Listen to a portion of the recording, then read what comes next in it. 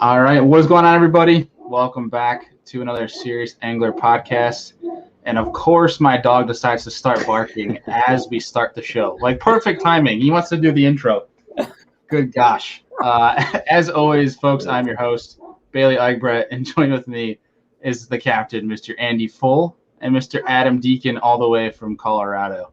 What's going on, dude? Good evening. How's it going, guys? Good. My dog finally started barking. I think he's ready for the episode to start. He was excited.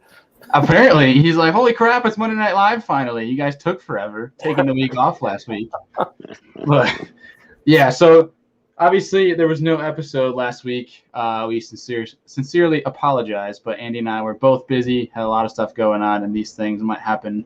As you folks know, I was down in good old balmy, beautiful weather in July, Florida.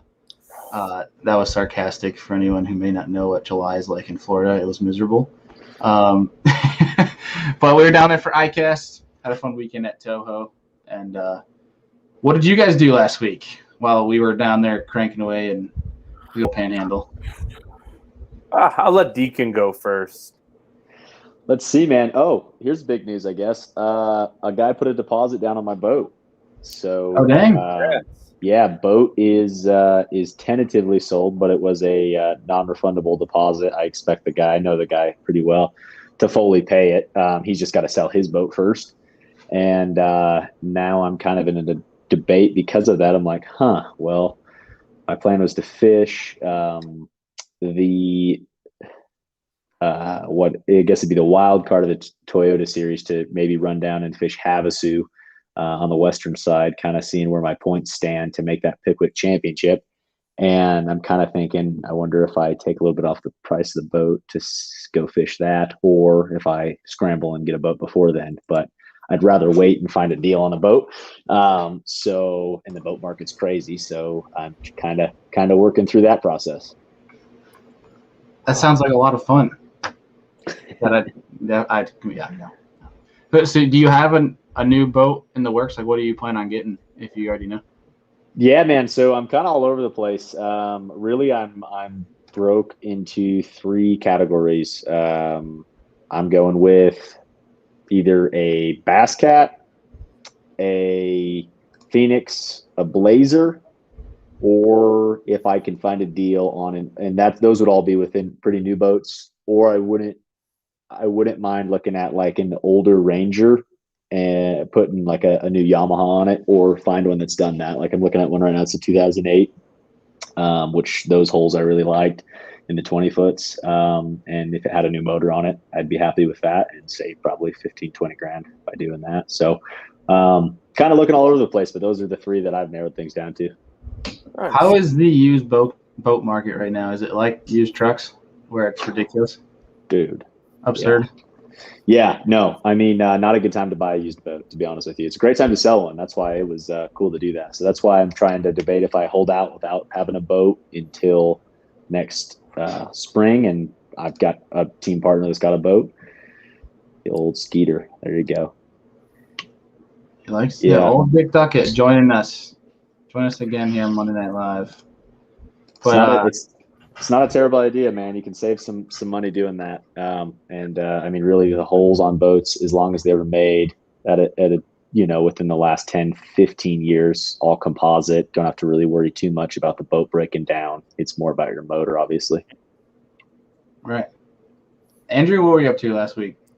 Well, I took the reins over for Bailey there for a week. I don't think I did the most quality of job, just because I had a friend pass away from my younger years, so that preoccupied my mind most days. And then just kind of gearing up and getting ready here for the end of August. So, yeah, it's some big news coming on there. Can't wait. Yeah. Well, our condolences, buddy. That's absolutely never easy. Not very close with them anymore. Probably like 8 or 9 years since I've seen him, but spent a lot of time with him in my younger years at his house on the weekends, going to races with him and his dad. Like a lot of really good childhood memories. So that one hurt a lot. Thanks, Dick Duckett there. You're the man. He does have feelings. Yeah. It's pretty good. But no, dude, I heard a great remedy for some sadness is a 5-pound smallmouth. It is. And I hear you're pretty close to a place that you can get. Yeah, except for the fishing right now is just crappy as all could be. So Man. I haven't even been out really.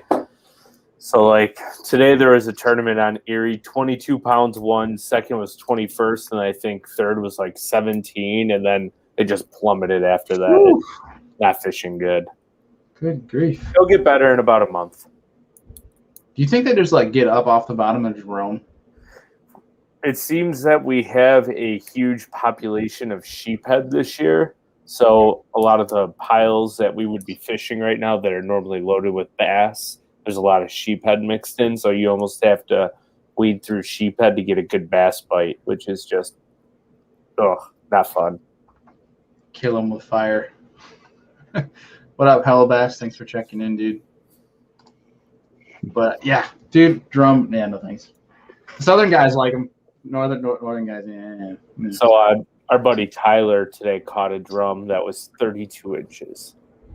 Wow. It's a big freaking fish. Yeah. I can't imagine the height on that thing.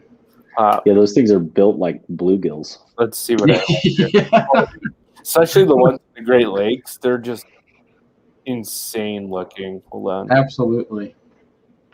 But yeah, so speaking of Lake Erie, something kind of cool. I don't even know what the countdown is now, but literally, yeah, so in 17 days, I move out towards Andrew here. Andrew and I are going to live 10 minutes from each other. I'm moving to the good old city of Buffalo. Fiance and I are getting a place. Oh, let's see here. No thanks. Oh, my God. So if anybody wants to go catch drum, I can put you on about 50 of them that big a day. Well, Let's go. Exactly what Mike said. They're fun to fight if you're not in a bass tournament. Absolutely. That's exactly right. And those big ones, when you hook them at 40 foot, don't give up. Yeah. I bet not, and you're normally on 6 or 8 pounds. Yeah. Totally random. But that story with Tyler, it said like his new PB drum or whatever. Yeah. And I don't mean this like throwing shade at anybody. But like, are you guys the kind of anglers where you like keep PBs but with every species, or like, are you such bass heads like me where I don't give a damn about anything unless it's a bass? No, man. I don't know. Do you guys have like a master anglers thing at all in your state? Like for like length of length of fish, they have this thing where it's like if you're in a percentage, right? So for like largemouth, if it's over 21 inches or whatever it may be, then you can get a master angler certificate, and the Division of Wildlife will send it to you. So they have that for like every species, right? And it's like when I was 12 or something, I was like, oh yeah, master angler carp. Oh yeah, master angler this, right? And that and I just this is terrible. I'm totally gonna bash on someone I don't even know, but I saw on someone's Instagram bio the other day like 6 master angler Colorado Master Angler Awards, and it's like, oh, come on, like really, like Badass. You're keeping track of that, like I don't know. On their resume. I'm with you, dude. I have no idea what any of my PBs are except for bass and maybe a walleye. I probably know what that one is, but yeah, I would Andy, say do like we have that? What? Do we have that master angler? Yeah, so New York State does have something like an angler recognition program. You can find it in the fishing guide. I know it's over a certain length or pounds. You can email in like a photo of your catch on a scale, and they'll send you like a certificate. Like you are a trophy angler, yada, yada, yada. But I mean, the only ones that really keep tabs on would be largemouth, smallmouth, obviously, then walleye, muskie, and any of the big salmonoids. So we have king, coho, lake trout, steelhead, lake run rainbow trout, and brown trout here in New York, and they can all exceed 15 pounds. So that's where we keep tabs on those, but that's about it. nice. Yeah, I don't think I just can't. I mean, it's not like I'm trying to disrespect anybody. Like, if you do, great. There's probably, I mean, the competitive bass niche is so minuscule compared to like the overall fishing reach. Yeah. And it's kind of funny, like I know we're totally going way off topic, and people are probably tuning in expecting to hear Bassmaster stuff already. We're talking about freaking multi-species right now, but like, there's people out there that like don't give a damn about bass, but they're like all about catfish, and it's kind of it's weird to think about, but it's kind of cool to think about. It is cool, man. So, but I'll tell you one thing. I do plan on buying muskellunge gear and chasing muskie in like October, November, because I want a shot at a 50-incher. And they're all over the place 5 minutes from my house. I think a 50-inch muskie would be awesome if I didn't have to handle the damn thing. Oh, they're not that bad.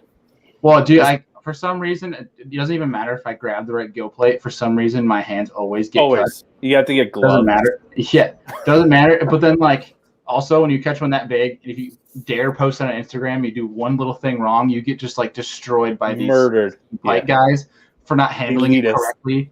Yeah, I don't know. That's not a shot. Like actually, yeah, that's really a shot at people. Whatever.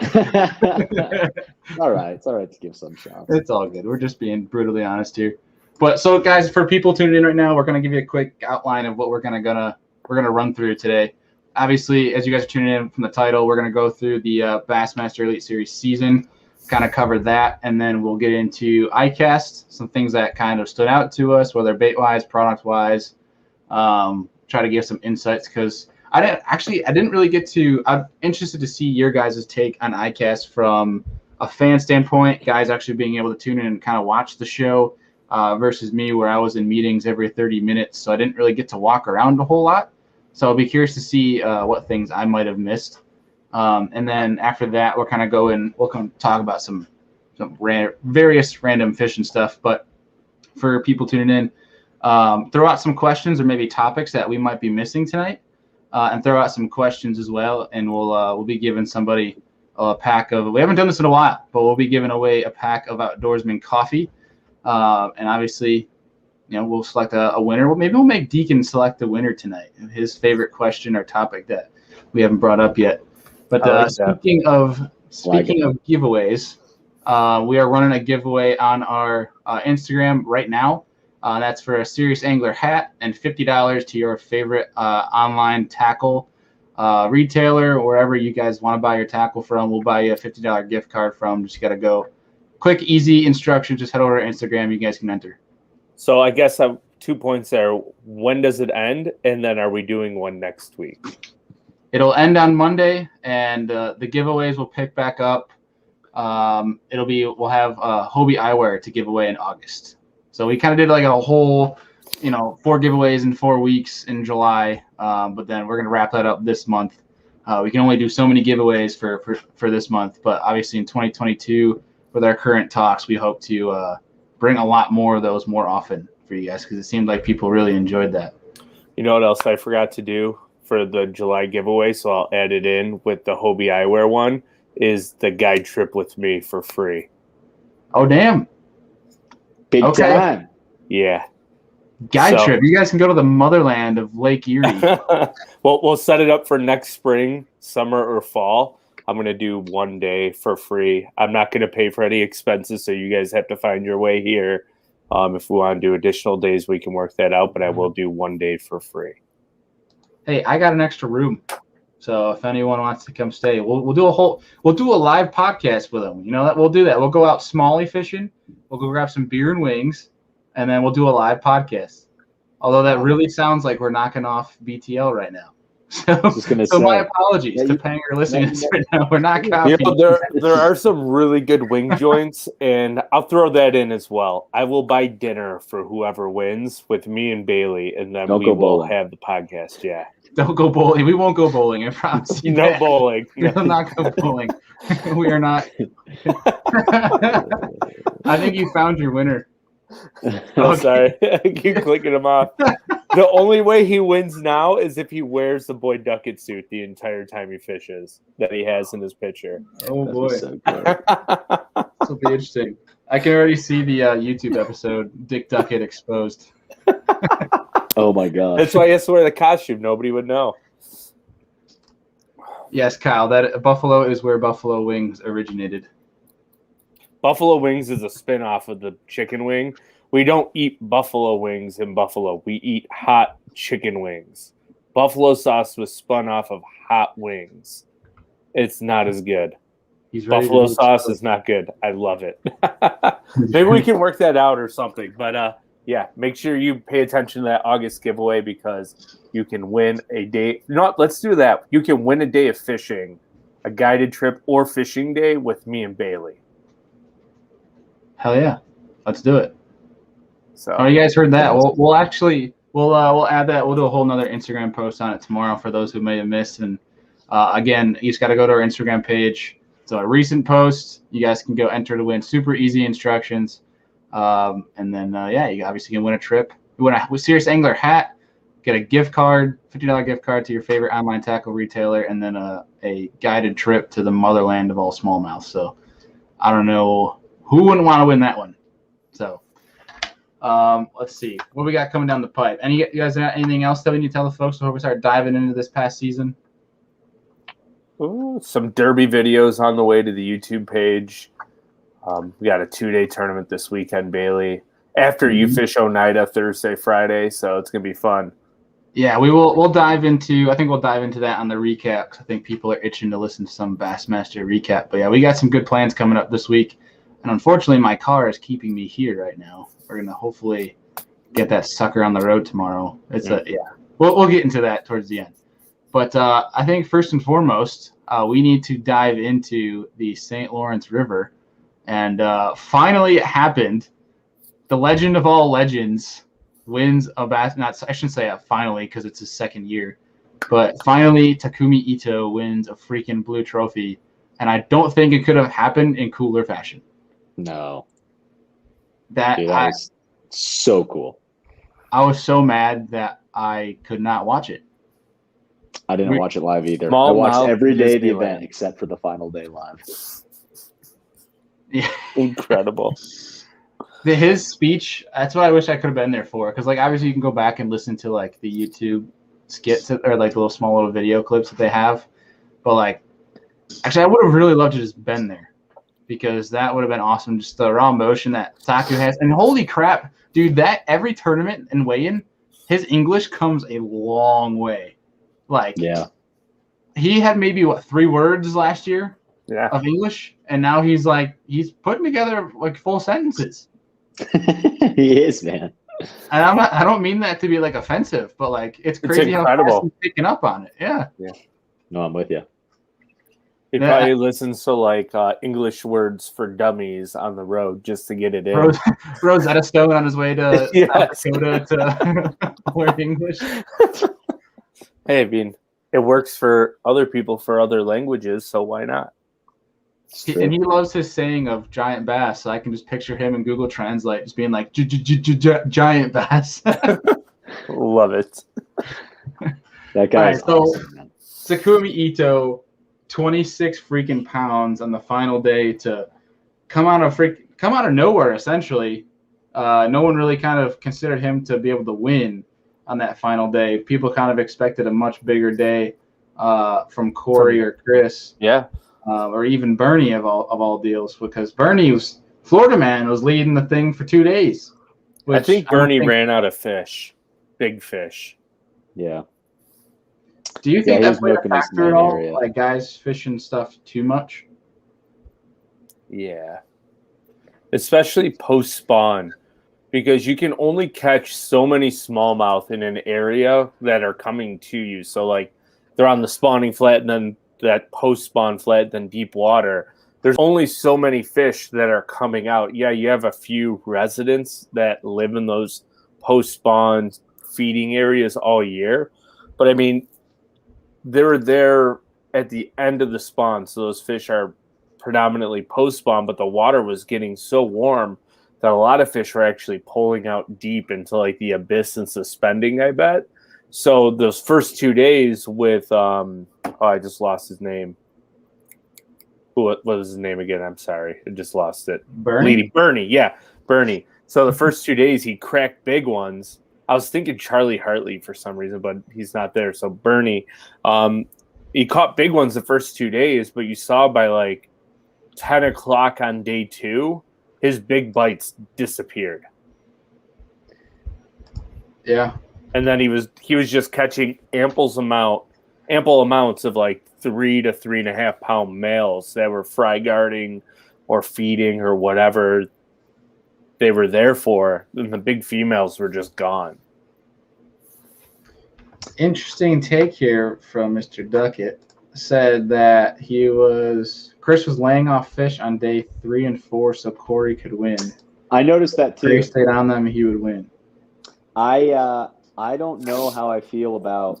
I like how they work together, and they from what I understand, this could be a rumor, and I could be completely wrong on this. They share everything. Income, they share all the event winnings, they share obviously all their information. Because like on day 1, Zona was talking about like you saw, I think it was Chris being like, Corey, dude, I thought we were saving that one for the next day. He went and plucked one off a bed that they were trying to save, and so like they were kind of like arguing with each other when they saw each other. But it did seem to me that Chris was giving stuff over to Corey, even though he was in the lead, because from an outsider's perspective, it looked like he wanted to have Corey get a W, and I was kind of blown away by that because I was like, I don't know, man. If you're in the driver's seat, if you're in a higher position, why would you not have him move forward?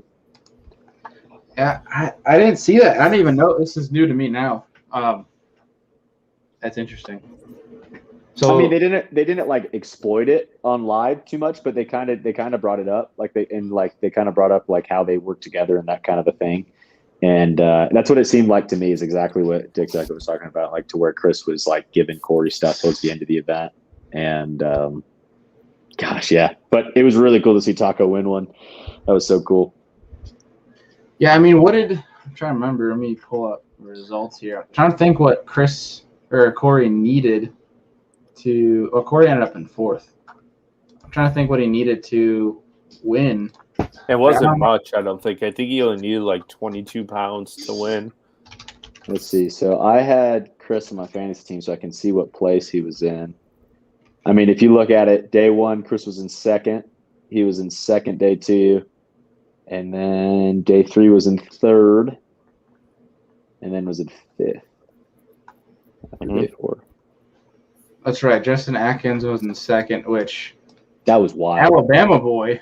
Where did that come from? It was good to see him. He was due for a good tournament. Yeah, this season he struggled.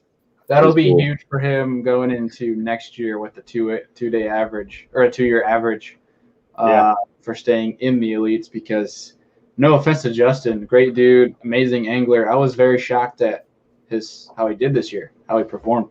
I was really expecting higher results from him. I was thinking he would probably even potentially get a blue trophy this year. But yeah, I thought he'd be battling in the top 5 to 10 for AOY, but it just shows you like all it takes is one bad year. Scott Canterbury had his worst professional season ever.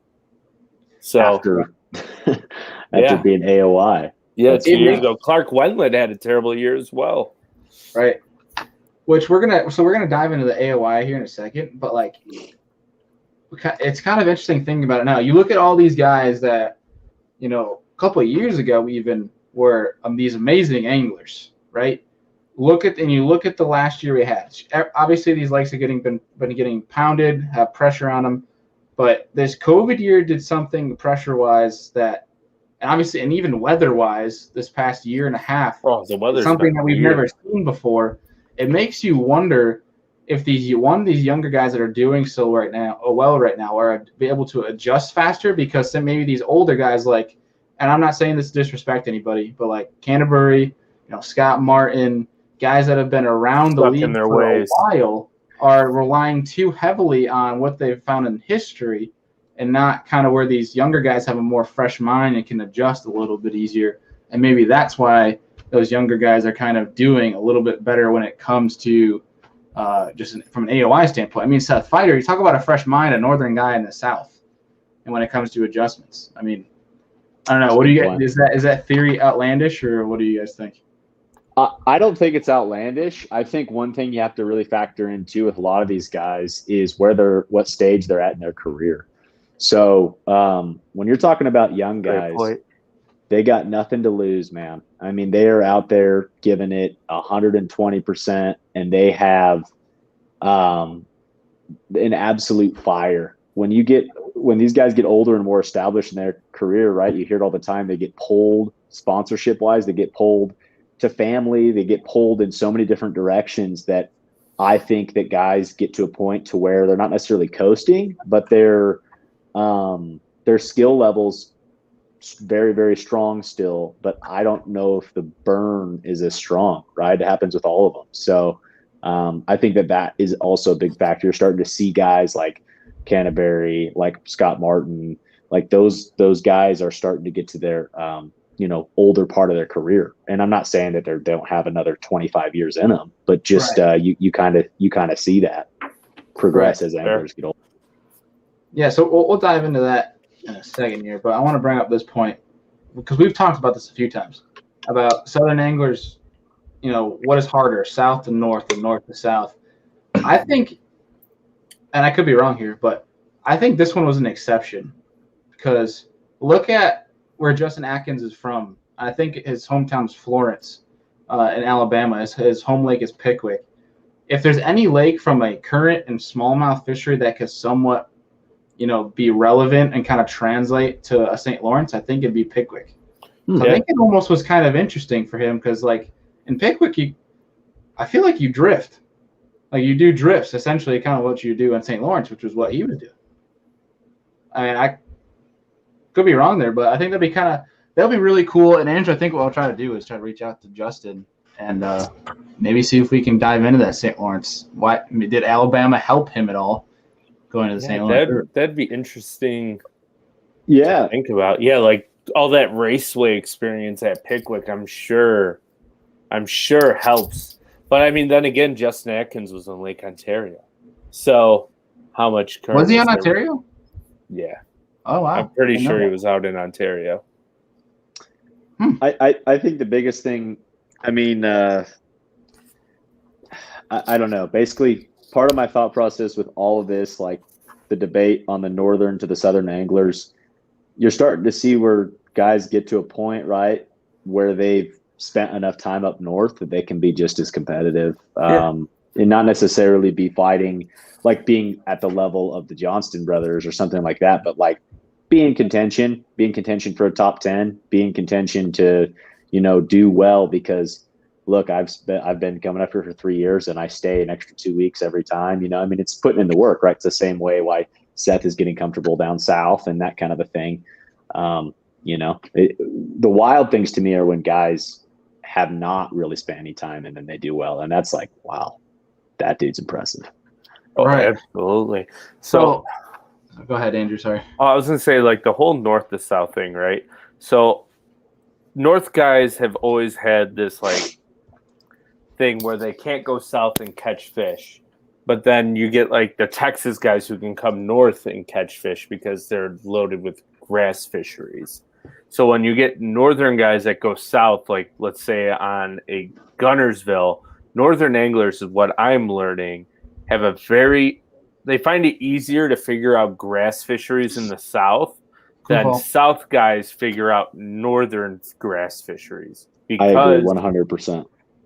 Because grass fisheries in the north, Bailey can attest to this in New York, there's very small little areas in our grass that are really, really good. And you can go out in New York, any lake can catch hundreds of 2-pounders on any given day, but learning how to catch 4 to 6 pounders is really hard to do in New York. So once you learn that difference in grass and what to look for, northern anglers are able to break that down quicker when they go into a grass fishery that might not have as much grass as a northern fishery, but there's smaller areas of good stuff and they can really pick it apart really well because most of the tournaments up here are one flipping grass.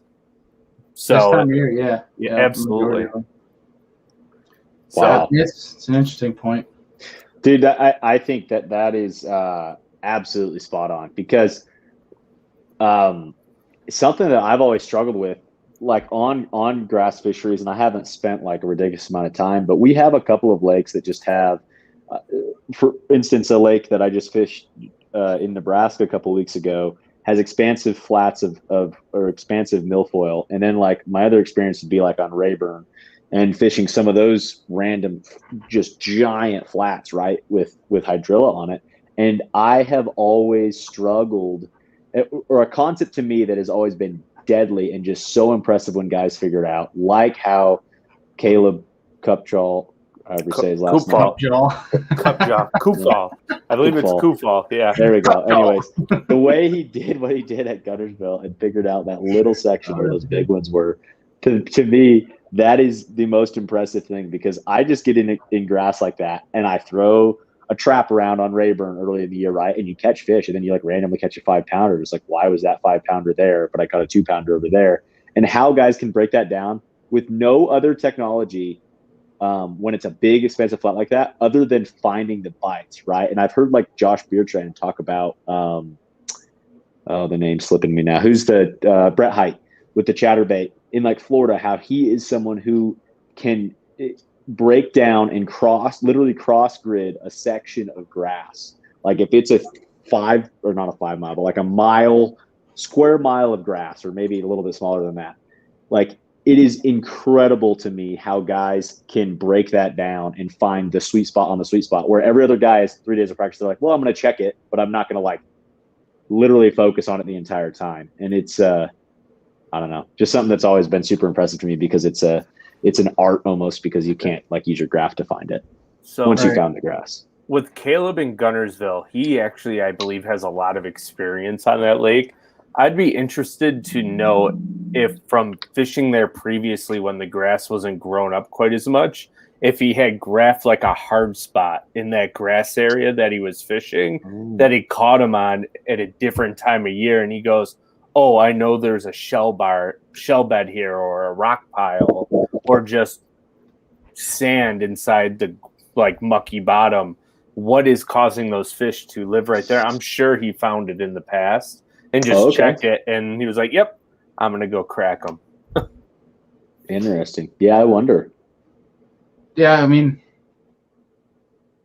it's interesting because like that. I mean, this whole discussion of north to south and south to north, I think is like, it's probably going to be a never-ending conversation, because, you know, really thinking about things, the waters are always going to, these bodies of water are always going to keep changing, and obviously the schedules are going to keep changing. So some northern guys will do better than southerners, and southerners will do better than northerners. And it's a really interesting topic to get into, but like fishing grass is such a specific deal where like if you're not around grass, like, you know, take a guy like, you know, Adam, you're talking about Bertrand, that doesn't deal with any grass.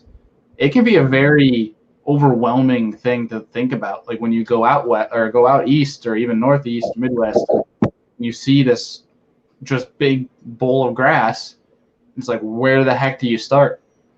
It takes a long time to kind of figure out, one, what species of grass you're looking at, because that plays a huge factor, and then two, where to actually, you know, make pinpoint and cast. Because like some guys just go in a grass flat and just go abandon, like just randomly, and sometimes they'll run into them.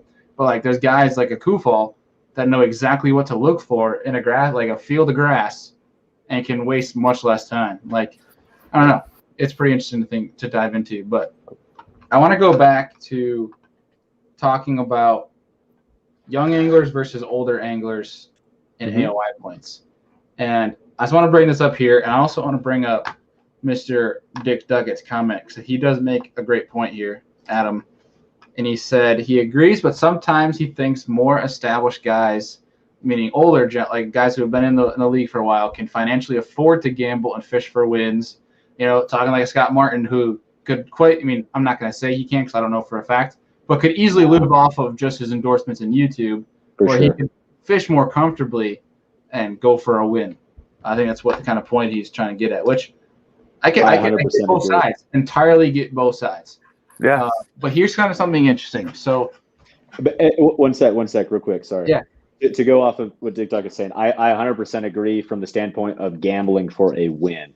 But my thought process is, as far as work ethic goes, it seems to me like you start to see a little bit of a detour there. And I don't know where that stands on, okay, you can still go gamble and win one. But my thought process was strictly related to work ethic, where you got a guy that's 28 and doesn't have a family, can live in an RV and fish 260 days a year and go and pre-practice on this lake and this lake and this lake, and they're burning so hot that you start to see you lose that, but the experience level obviously increases with that, and the financial capability to go up too. Point.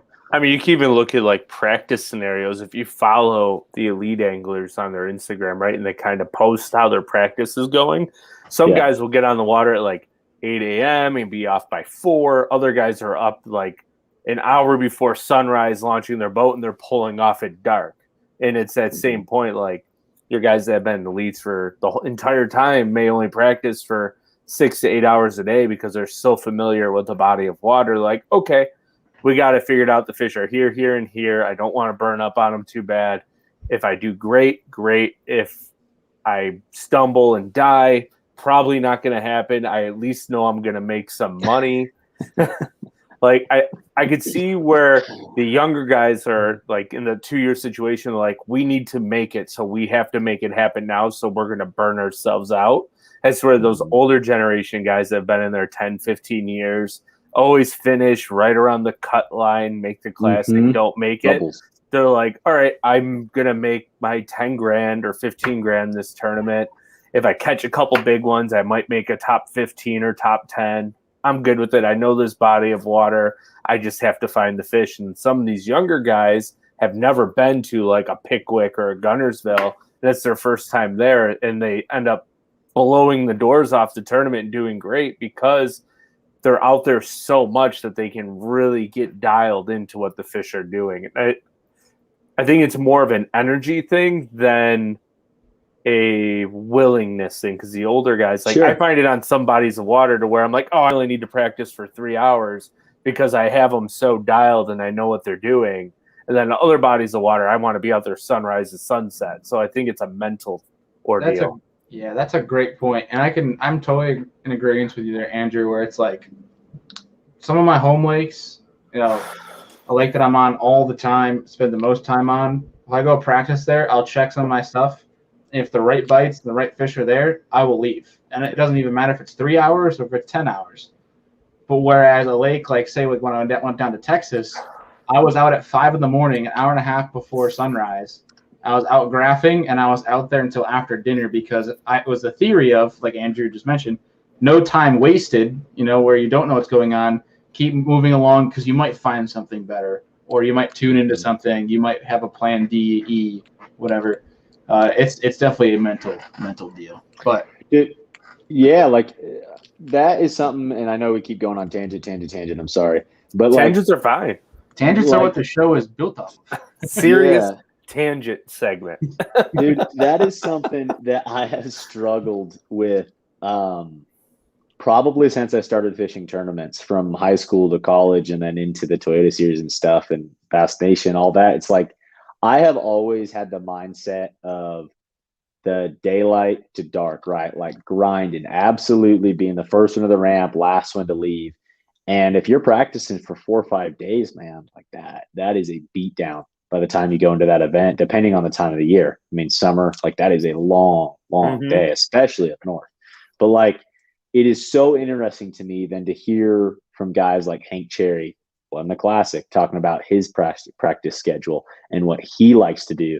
And man, it's something I study so much with these guys. And I feel like the biggest thing is to find what works for you, because there are guys who are Iconelli gonna absolutely grind his face off from the beginning to the end of the practice period. Like then you have Adrian Avina, dude. Like that dude was crazy. Like there were stories about him, from what I understand, like basically before they made the rules where you could not practice at night on those ledge tournaments on like Kentucky Lake, he'd graph all night, find ledges, like find fish on them during a practice night, then go out and practice the next day. Like just, no, Cherry does not over practice. Cherry's the opposite. Yeah, it's just crazy, which is so cool. Like, I don't know. I feel like there's a mindset there, and there's so many ways to look at it. Like, oh, I wouldn't have found that if I wasn't out on the water till 7 p.m. But other times it can hurt you. And I feel like the biggest thing is being focused. I think that's a big part of it.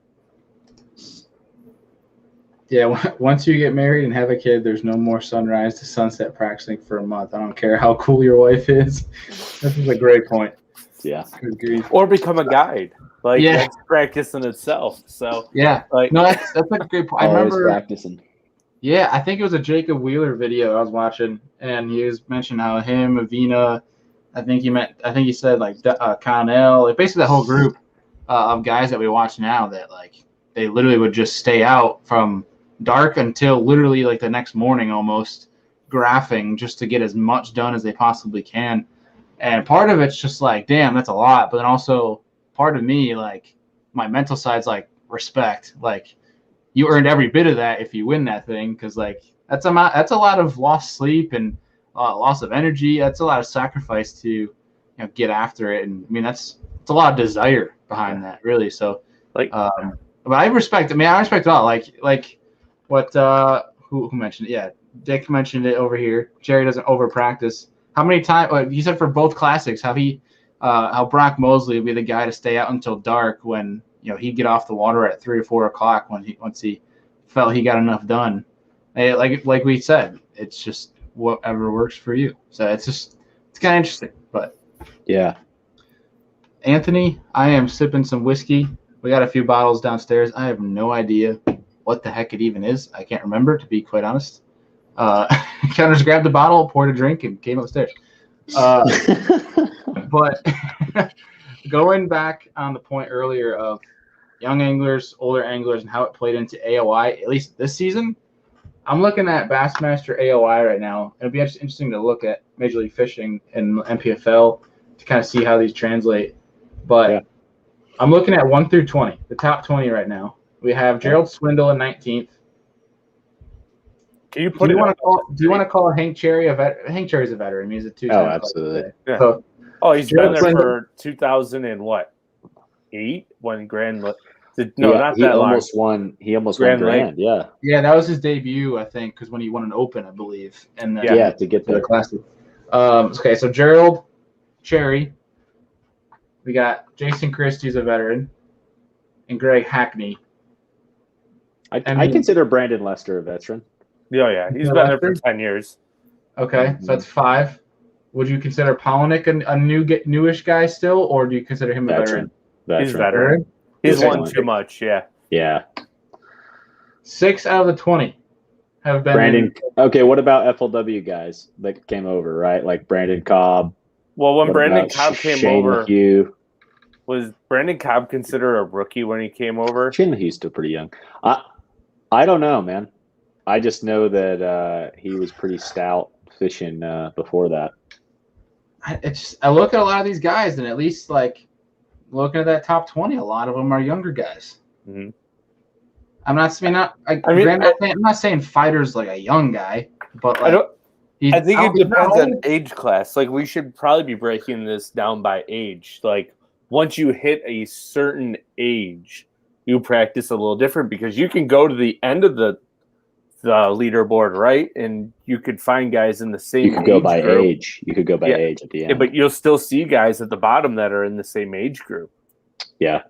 Yeah, but I would say that the majority are right, like Gary Klaus, Rick Morris, right? If I'm going off the bottom to 10, Rick Klun, David Fritz, like nothing against any of those guys, but they're all older guys, right? Mm-hmm. Probably on that oldest echelon of pros. So I guess, kind of like NFL with running backs, like the max age for them is like 28 years old, and then you see a decline. I'd be curious what that age group would be for professional anglers before you start to see the decline. Because some guys keep catching them into their 50s, 60s, but how many of those groups of anglers do we have right now that are in the 50s to 60s that are fishing at an extremely high level and winning tournaments? Not many. No, I didn't see what happened with Klun at the weigh-in. I don't know. I have no idea what happened with Klun at the weigh-in. I didn't get a chance to watch. Let's drop a quick story in here, Duckett. Get that keyboard going. Yeah, Klun apparently broke his back last year running out to Ontario at last year's event. Holy crap. Oh, ouch. His age, Jesus. Good grief. Yeah, ouch. All right. So we went on a major tangent here with the elites talking about old versus young and AOI, but either way, much to his credit, Bart did call Fighter at the beginning to win AOI. And much more to his credit, Fighter completely ran away with AOI, winning by 61 points over Chris Johnston. Yeah. Which, if you think about it, obviously if St. Lawrence wasn't Chris's place to be, could you imagine the point differential? He would have blown away Aaron Martin's margin of victory, which I believe he almost broke. Yeah. I don't know what was a bigger surprise, Fighter actually winning AOI or Patrick Walters falling on his face at the St. Lawrence. Okay, hear me out here. I think, and I don't mean I keep saying this thing, but I don't want to burn any bridges or piss anyone off. That's I hate that. I hate pissing anyone off. But I think Patrick Walters needs to get away from that freaking Panoptics when he's up north. Agreed. Because yes, it can help, but in certain situations, you cannot rely on that in the north. I think it's shown how effective it is in Texas, but in the north, man, fish are everywhere. You got. I don't know. I agree, and I don't listen. I have it right. I have Live Scope, and I've used it over the last year and a half, and have seen it on our smallmouth fisheries, which are not your smallmouth fisheries by any means. They're smallmouth. They really. Yeah. Like these fish are out in the middle of nowhere doing the same thing. They're feeding on smelt in 60 feet of water right now, and I agree that guys get too dialed in with it, right? And I don't. But then, you hear, I had a buddy that won the BFL on St. Clair. All he was doing was scoping them, 23 pounds. Right. I think St. Clair's a different story. I think there's exceptions. Look at Fork. Fork has shown if you have Panoptics, you can do well on Fork certain times of the year. St. Clair, I think that's another great one. You can do well on St. Clair certain times of the year. I think it can be a factor at every tournament, but I don't think you should stare at that thing for 8 hours every single day. There's certain times where it's effective. And Andrew, I want to talk, for an example, when you and Destin had 29 pounds on Erie, you used it for some fish, but you guys only used it for a small window of time. So virtually, when we caught that 29 pounds on Erie, we were using it in a sense to find them. And then we would spot lock because we knew where they were, and we would stop looking at it because we found ourselves chasing ghosts. And then we're like, okay, we know the rock is here based on scanning the area. And then we just started making precision casts to the rock, and we would catch them off a Live Scope. I think we only caught 2 or 3 on the Live Scope, but they were also our 6'8", a 6'5", and a 6'3". But those were the only 3 we caught seeing them eat the bait. Yeah. Dude, I am 100% agreeing with you guys. From that standpoint, to me, the best thing with Live Scope doesn't have, at least in my uses, I know I'm not good at catching them that I can, a specific fish that I can see the way, especially the way the Elite Series guys are, like Taku and obviously Patrick Walters and those kinds of guys.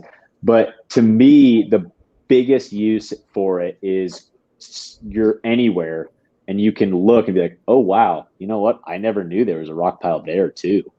And maybe there's fish on it, maybe there's not. But I do the same thing. I'll spot lock because I know where it is now, and I'll make my cast. Or I'm going down the bank fast, and I'm always looking out as I'm going down the bank with a bait, if I'm throwing a jerk bait or something. And then I'm like, oh, wait, there's a couple there. Those could be bass. Or I see a brush pile that I never saw before. Those are the situations, to me, it's the structure almost more so than the actual nomadic fish.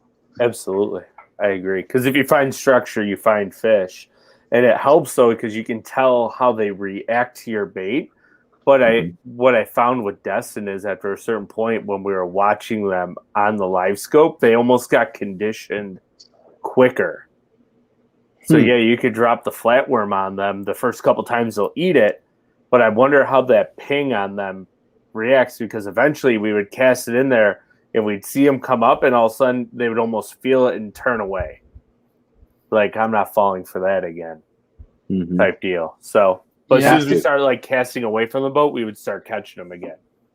I think there's guys that, and at least for me, and I might be using a little bit of favoritism, but 360 I think is the most effective technology for most cases.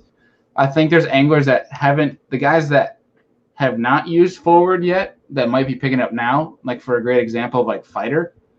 Polinick.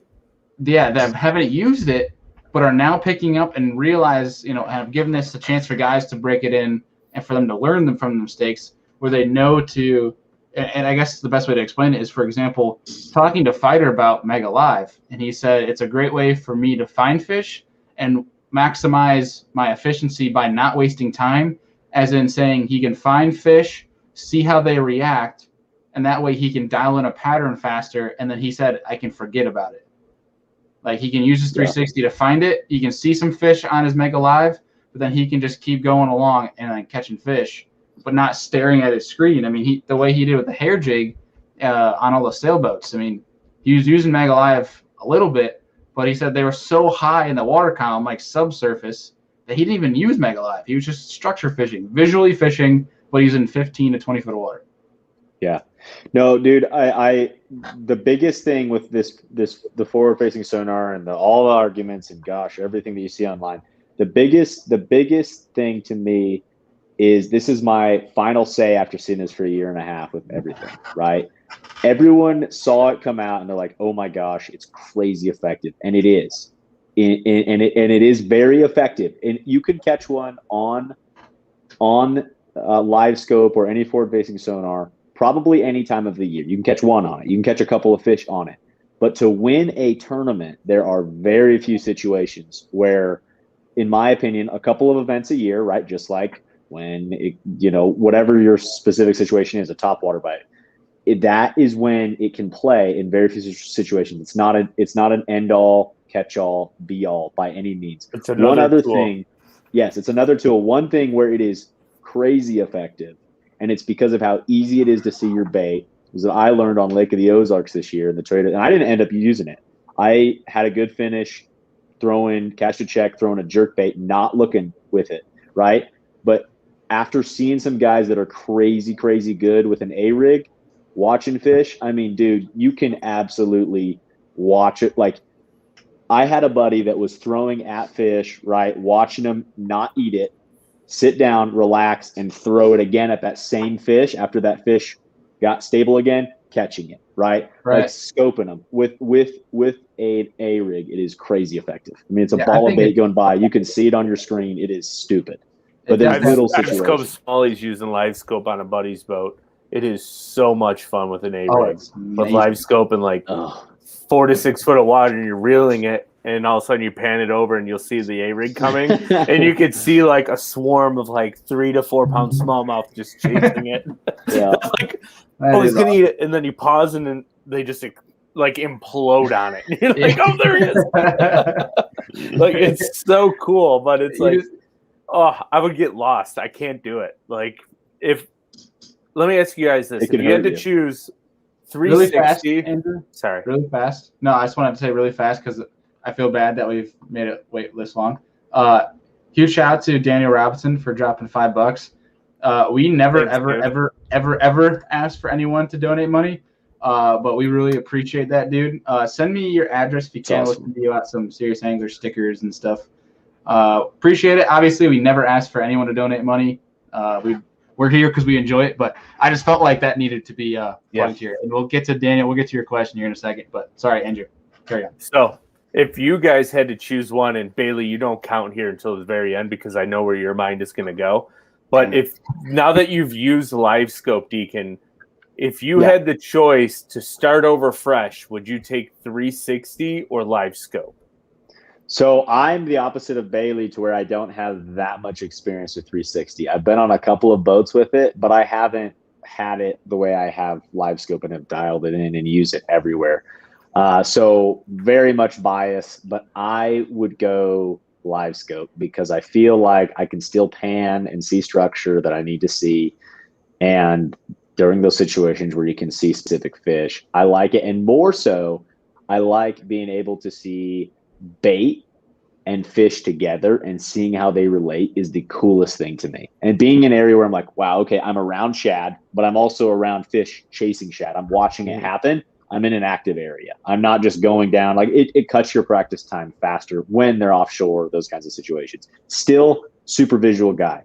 Big, for instance, like this year, on Pueblo Reservoir, which is a really clear lake we have. We had a pro team tournament, and it was literally clear enough this year to where you could see 20 foot, 25 foot. I was throwing at specific trees that I could see, and I was thinking to myself, I could be doing this on live scope. I still liked just being able to literally see the tree and make that cast rather than look at it on live scope. But then the next day during the tournament in practice, I was doing that and seeing fish on those trees.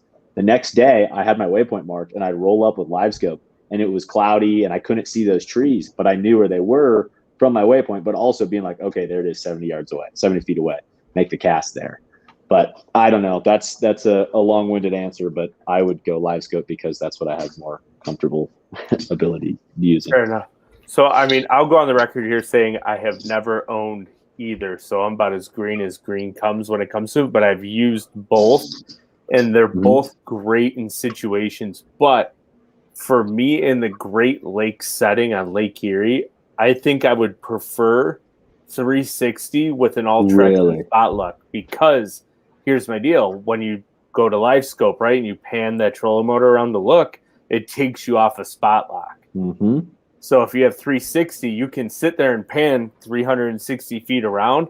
And if you know how to dial it in, like a Brandon Polinick did at Champlain last year, he literally was seeing fish on his 360 70 yards behind his boat and just turning, keeping the boat on spot lock and casting to it. So before Destin got live scope on his boat, he had 360 on his previous one. It was the first time I ever fished with him. And this is when we became really good friends. He had 360. He was up here practicing for the Costa and Buffalo. And we're fishing the specific area and we're spot locked. And I could see on his 360 all the rock piles. So in a co-angler situation, he was fishing the ones in front of the boat, and I was casting the ones to the side and off the back. And we were doubled up the entire time because we're able to be more efficient by seeing the entire underlay of the bottom. So if you're focused on that live scope, in my opinion, you're focused on solidarity fish, like one or two fish, the ones that you're looking at and you're trying to cast them. That 360, your spot lock, you can literally just pick fish off if you align your boat properly in your waypoints and you can see all the rock around you. You can pick off more fish, but they both have a time and importance to me. But I truly believe I would take 360 over live scope. Because I'm just like an old school person when it comes to graphs. I want to see what's on the bottom, because just by looking at side scan 360 down imaging, you can tell what those fish are doing already and if they're going to eat or not based on their positioning in the water level, at least on the Great Lakes. Sure. Yeah. And I'm not saying this because I don't bias, but like I'm such a structure fisherman, target fisherman, that I'm 360 100%. As much as like it's the bee's knees and it's freaking awesome and fun to use forward-facing sonar. For me, like at least talking from a boat standpoint, and obviously I'm the kayaker here, but as some people know if they pay attention, I'm having 2 helixes on my Hobie coming up soon. So this is exactly like why I wanted to do this. So like I know a lot of people got these people that are tuning in are on a boat. So you have a graph on your dash and a graph up front. Okay. So your side imaging, let's take a Lake Erie for instance. You're graphing along, you find a rock pile, maybe you find a spot on a spot, and you mark that waypoint. When you go up to your 360 and you go near that area, if that waypoint shows up on 360, so you can pinpoint that exact spot, you can see where they live. And obviously on side imaging, you can see if they're there. 2D, you can see if they're there. I just think from a universal standpoint, 360 is more effective than a forward-facing sonar. And I could be entirely wrong. And I might be biased in the fact that I'm a target fisherman. But if you can willingly get up and just chase an individual fish with that thing and get 5 bites like that all day long, then hell yeah, more power to you. All day, yeah. Yeah, and I think it kind of comes back to what we talked about being mental. Like if you can mentally do that for 8 hours and chase 5 big bites, I mean, more power to you. That's how you're gonna win. Heck yeah, dude. Amen to you. Good luck, because I would lose my mind. I would do it too. First fish that ran away, I'd be like, well, first fish that goes right when I turn to the left, I'd be like, all right, I'm done. No, I agree. And it's crazy, right? Like, but there's guys that are just out there chasing those nomadic fish that are in 20 feet of water over 50, and they're good at it. And it's just, it's cool to me. It's a concept, but I'm probably more like you guys. I like fish in specific structure. One other comment I'd make would be the brush piles. You obviously can still see on 360, but specific fish in timber, like how we see Patrick Walters fish, I wonder, I don't know again, but my thought process is with live scope, I mean, you can aim it at a very specific, if there's a timber field and there's trees everywhere, you can see if there's a fish on every tree, whether it be a 5-pounder or a 2-pounder tied against that tree. I don't know what that looks like on 360, but that was a thought I had, is if it's like expansive timber field, can you still see those fish specifically? Yeah. I don't know. But I guess a good person to ask that would be Paul Nick, because at Sam Rayburn or even Santee Cooper, right? He only had 360 when he won on Rayburn. When he won Santee Cooper, right? No, who won? Oh no, Santee. Yeah. I forgot. Yeah, he won Rayburn. Yeah. He won Rayburn a couple years ago in Texas. Yeah, he had 360. He had 360. He was fishing brush piles. He was catching piles in brush piles, and he said he could see them in the brush piles at Rayburn. So on 360. Yeah, which makes, I could see that in a pile, especially when you're talking like 5 to 7 pounders on a pile. You could probably see that fish. Yeah. You know what I mean? Just because it's so big. Yeah. But no, and you're exactly right. Every time you watch him on live or something, he's using his 360 incredibly well. Yeah. I mean, he even said it, like Andrew said, like he just caught that 7-pounder and was like, I saw that fish on 360. That's wild, dude. All right. Okay. I keep seeing this all over the place, and I don't mean to, I'm not trying to be negative or bash, but I keep seeing this whole limit how much, electronics they can use. They're already limited in time. Like, it's another tool, in my opinion. Let them have the electronics. And I'm not meaning any disrespect here to Craig's comment, but modern times, modern technology, if you want to live old school, my thought process is you're just going to get lapped, and that's your own problem.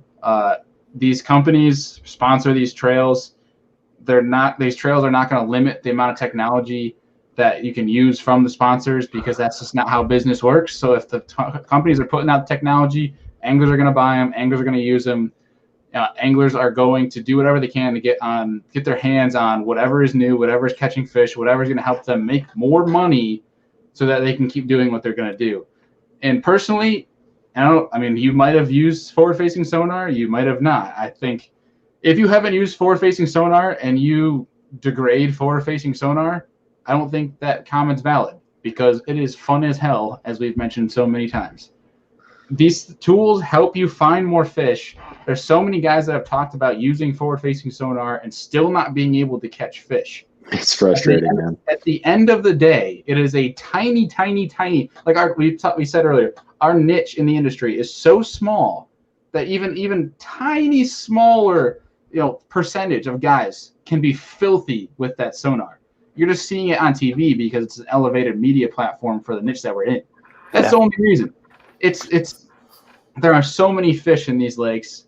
It's only a tool to help you find fish. It does not catch them for you. Now, some lakes, like Lake Ontario, they're a lot easier to catch than like a Lake Gunnersville, where there's 1,400 boats on it every freaking day. But it's just part of using what resources you have. And at the end of the day, if you don't have the money to afford technology, I don't know what to tell you other than I'm sorry. Save up money. I don't know. I don't know what a great response to that is, because I've seen that all over the place where some guys can't afford it. Well, if you can't afford it, you probably shouldn't try to be fishing professionally. Or go beat the bank and beat them that way. There's plenty of guys that do that still.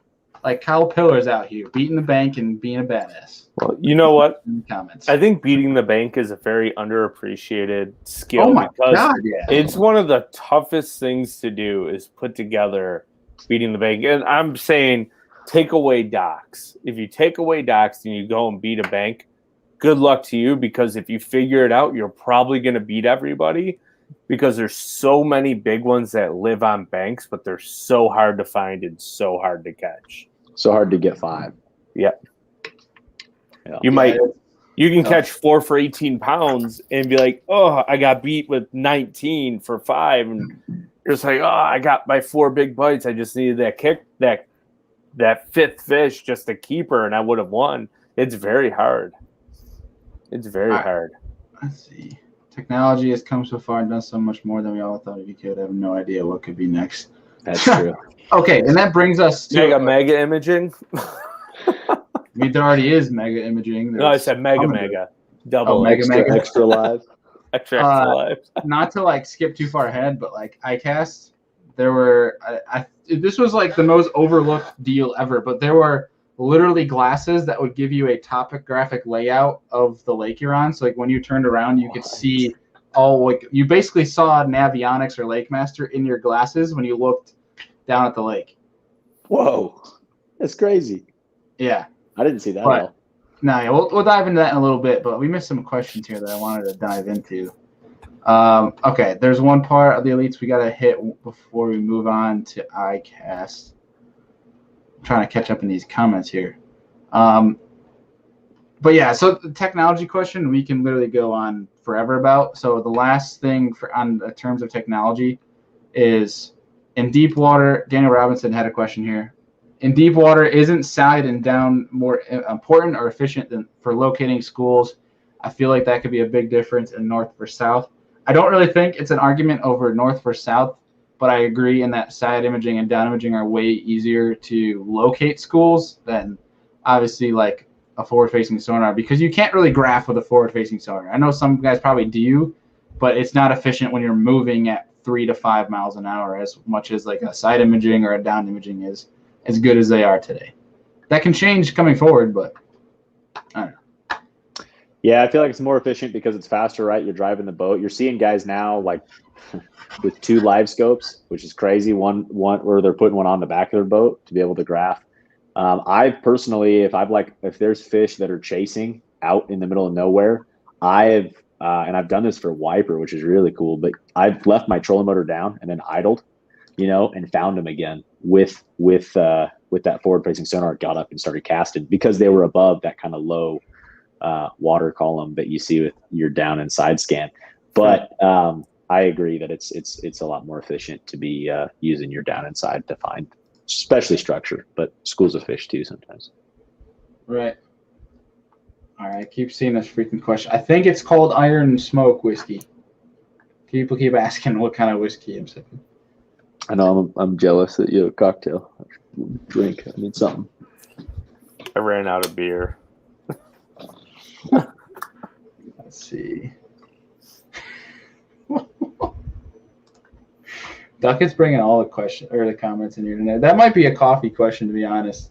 That might be the best comment of the night. With a witch? I drank half a bottle of Tin Cup in an hour at a campground near Cayuga and had a conversation with a witch at 2 a.m. Did the witch turn you into Dick Duckett? Yeah. Oh my gosh. Oh, good. I think we've all had. Yeah. All right. That's so too funny. All right, what I want to dive into now, I saw the question. Where is it? I think Bass Pack asked this question. Basically, they're asking about our opinions on the schedule for 2022. That's a really good one. It is a great one that we should definitely cover. No, I already was done. So right. my first thing is St. John's, whatever. They go to the St. John's every year. Yeah, I'm gonna just throw it out there. I'm sick of them going back to St. John's. It gets worse and worse every year, it seems like. The eelgrass is gone. Cool? You know, it'd be cool if they went to like Lake Seminole first and then went down to the Harris Chain. Yeah, I agree. Or even start at the Harris Chain and go up. Go to like Lanier in February. It's not going to be that cold, 40s, 50s. Knoxville is way further north and frozen. But, I mean, St. John's, whatever, big fish, they're basically gone unless they open up Rodman again. And I'm just not excited about that one, but they go because it gives them big money. A lot of people show up, and that's what it's all about. The more money they bring in by sponsors, the more money they can do, like going to a crazier place like Lake Oahe back there in the dirt roads and not a gas station around for 4 hours. So, like... Yeah. I get the business side. I really do. It's like the Open's going back to Louisville every other year.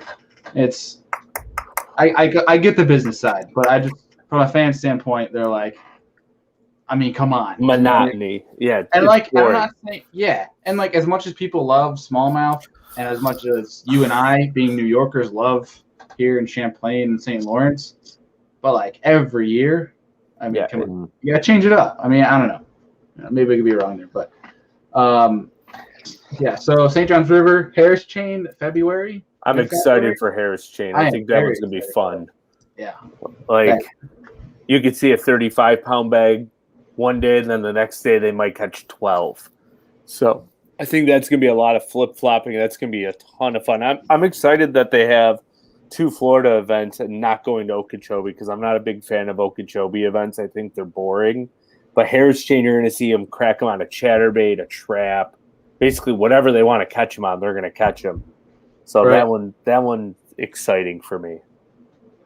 All right, here's the question. My biggest question for the 2022 schedule: will Hank Cherry be a 3-peat? No, because it's Hartwell. Lake Hartwell, that's home turf. March on Hartwell. No. I don't think he's. I don't think he did good there in the last 2 classics that were there that he was saying. Date wise, what were they like in the previous classics? That time of year, it's cold. They'll be pre-spawn. I think it was the same time of year, if not maybe like a few weeks later. No, I think it was a couple weeks later. That was the one where Live Scope could really play. That was the one that Christie was winning until last day, right? That's the one that March 4th, I think, was around the time Casey Ashley won. It was like 30 degrees at blast off, and they were catching him in 60 foot of water on underspins. Right. Yeah. Imagine if you could use an A-rig in that derby. Yeah. Oh, that's fine. I hope not. Less competitive. See, Daniel, I kind of disagree. I kind of think, I don't know. I wouldn't call the Bass field less competitive. I think because they're new names that people aren't giving them enough credit. I think they're better. I think they're a lot better. You think they're better? I don't know about better, but I think they're very competitive. You think so? You have the big name nostalgia that left and went to MLF, but I think there's more talent there now. Personally, because I mean, if you look at it, Hackney had a good year. Yeah, Christie had a good year, but Polnick is really the only one that's been super consistent since he came back. But he's in that age group with the young guns that are killing it. It's a lot of those guys that have come back, I think, from nostalgia standpoint. Not a Christie, he's ultra competitor. But I think a lot of these guys that are in now are younger, so they're working harder. And there's more big bags caught than ever, in my opinion. Yeah. Yeah. Like I definitely think there's more specialists, but I think all right, yeah, so I think I'm trying to think I don't know. I don't know if I agree with that, Andy. I don't agree, but I don't disagree. In terms of I think the anglers are just as good. I think their brands and their names aren't as big. Sure. Because obviously the guys who went to MLF were the biggest names in the sport because the sport is relatively young for obviously what we're diving into from the level that it's come to. I don't think it's fair to compare the level of the field because they're 2 completely different styles of fishing. I mean, you've seen guys that were killers in 5 bass format that haven't really done much at all from a Major League Fishing format. And that right there is my point onto why I don't know if I could justify saying the current elite field is better than Major League Fishing because you look at some of these killers that were killers and still are killers in the 5-fish format. I mean, like it's pretty hard to argue anything against Jacob Wheeler. It's pretty hard to argue against Justin Lucas. It's like Ish Monroe, still phenomenal in 5-fish derbies. Like there are some, and this is what's like, right? It's in the NPFL. There's going to be a couple of many guys that are really, really good. Like it's just how our industry currently is there is so much talent spread across, and it is just incredible to me the class of anglers at all of it. In every single one. And so that's why I personally, my thoughts are I can say they're all close. I'm talking about the major 2, but like I'm not saying I can't justify Bass being better because they're younger names. I can just say that there's a lot of very high quality anglers right now on So, every circuit. My cross point would be if you look at the practice side of things, right? MLF, they get 1 day of practice, I think it is, or a day and a half of practice. The elites practice for 3 days from sun up to sundown. Obviously, they're going to be able to put a better 5-fish product out to the fans. I think it's more of an appeal is what makes it look better. I'm not saying guys in the MLF are bad, like Mark Daniels Jr., Justin Lucas, Jacob Wheeler. They can all catch Edwin fish. Evers, Edwin Evers with the best of them. Kevin Van Dam is still, if you put him in a 5-fish thing, he's probably going to be in the top 40 I'd be scared every time. Absolutely. So, like, I guess it comes down from a media standpoint, what we're seeing. Because Bass does a way better job at portraying anglers. Do I think they have a special niche for portraying more anglers than other? That's a topic for another day. But there are some very good anglers in Bass that have zero recognition that on any other given day, any body of water, they could win. On the MLF and the format that they're in, I don't think it's so much that way. Because you have guys that absolutely just throttle fish and can catch 100 to 200 fish every time they go out. And then you have guys that are stuck in that 5-fish catching mentality that are always at the bottom of the field. So it's arguing apples to oranges. Which one's better? Who likes what more? You just can't really justify the argument either way. Like, that's where it comes down to for me. Yeah. I'll agree. And then you have the guys. Go ahead. I was just going to say, I agree with this point in that I think there's more proven talent, like Daniel said, on the MLF side. The guys with a better resume. But I think, I mean, that's an obvious point, obviously, because, you know, a lot of new guys being on the Bass side, I mean, it's going to take a while to accrue that resume. But also a point here saying that if you're not beating the same guys, it's not the same level. He mentions Born to Fish mentions KVD, Wheeler, Defoe, Evers, Lee. And while I think that those guys are some of the best guys, if not some of the best, you know, in the world right now, I get the point there, but it's kind of like saying it's like taking credit away from a divisional winner in the NFL because Tom Brady's not in your division. But I just don't think that applies. I think they're still just as talented. It's just a completely. Are you different... stabbing at my Bills? I am staring. I should probably change that if I'm going to be moving to Buffalo. Yeah, no joke. Sorry. Yeah, I think I don't know. At the end of the day, I love fishing. I love watching both. Oh, I don't think it's fair to compare the two. I watch all of it, and obviously, I don't know. I like the coverage of Bassmaster, and I really like the fantasy, and I love how, like you said, they portray their anglers. Everyone follows it so hardcore.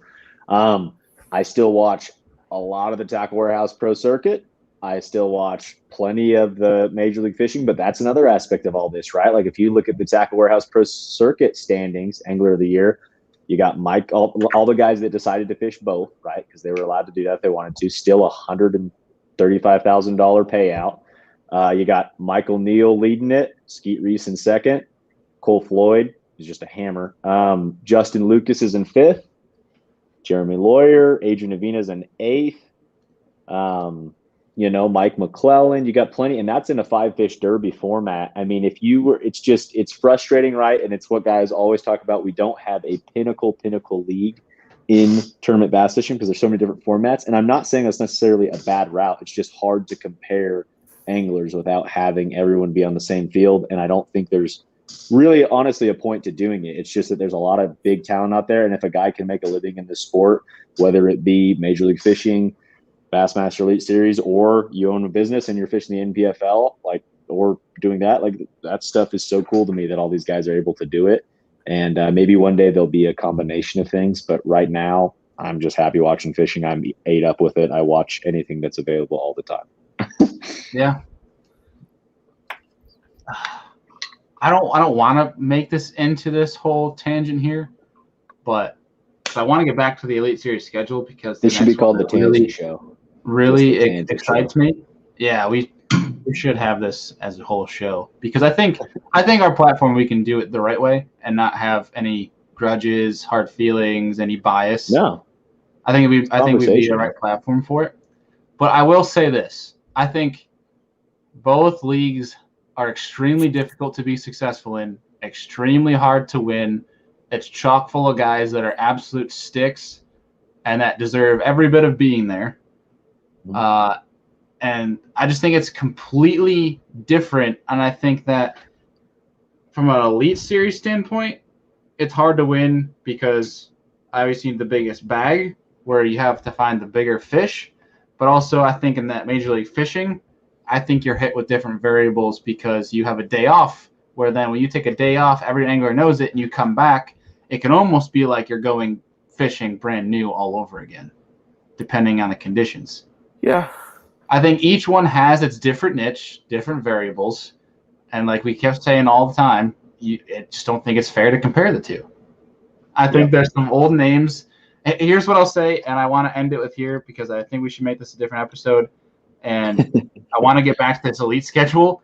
I've actually just lost my train of thought. Oh, okay, here we go. All right, back to the elite schedule. I think Bass is doing, and this is, I don't mean to offend anybody, but Bass is doing a way better job of marketing, approaching fans, reaching fans. I think Major League Fishing is losing a huge opportunity, I guess I should say. They have a huge gap because they do not market their events worth a damn.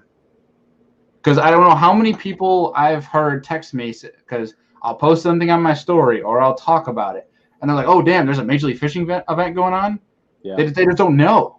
I don't think there's any advertising or marketing. You know more about MPFL than you do Major League Fishing. I feel like I know more about, was it now that it was the FLW Tour? I feel like I know there's an FLW Tour event going on. Tackle Warehouse Pro Circuit. Yeah, Tackle Warehouse Pro Circuit. I feel like I know there's more about that than I do before I know about an MLF tournament going on. Right. And it's a shame because there are really good anglers in that MLF Pro Circuit. They're missing something. Right. All right. They're missing something. All right. Over. And to the next part. Okay, the next part excites the hell out of me. March 17th, Santee freaking Cooper. Yeah, I'm gonna call you. You're gonna see a century belt in March on Santee. Like 7. Yeah, all top 10 will probably be above 100.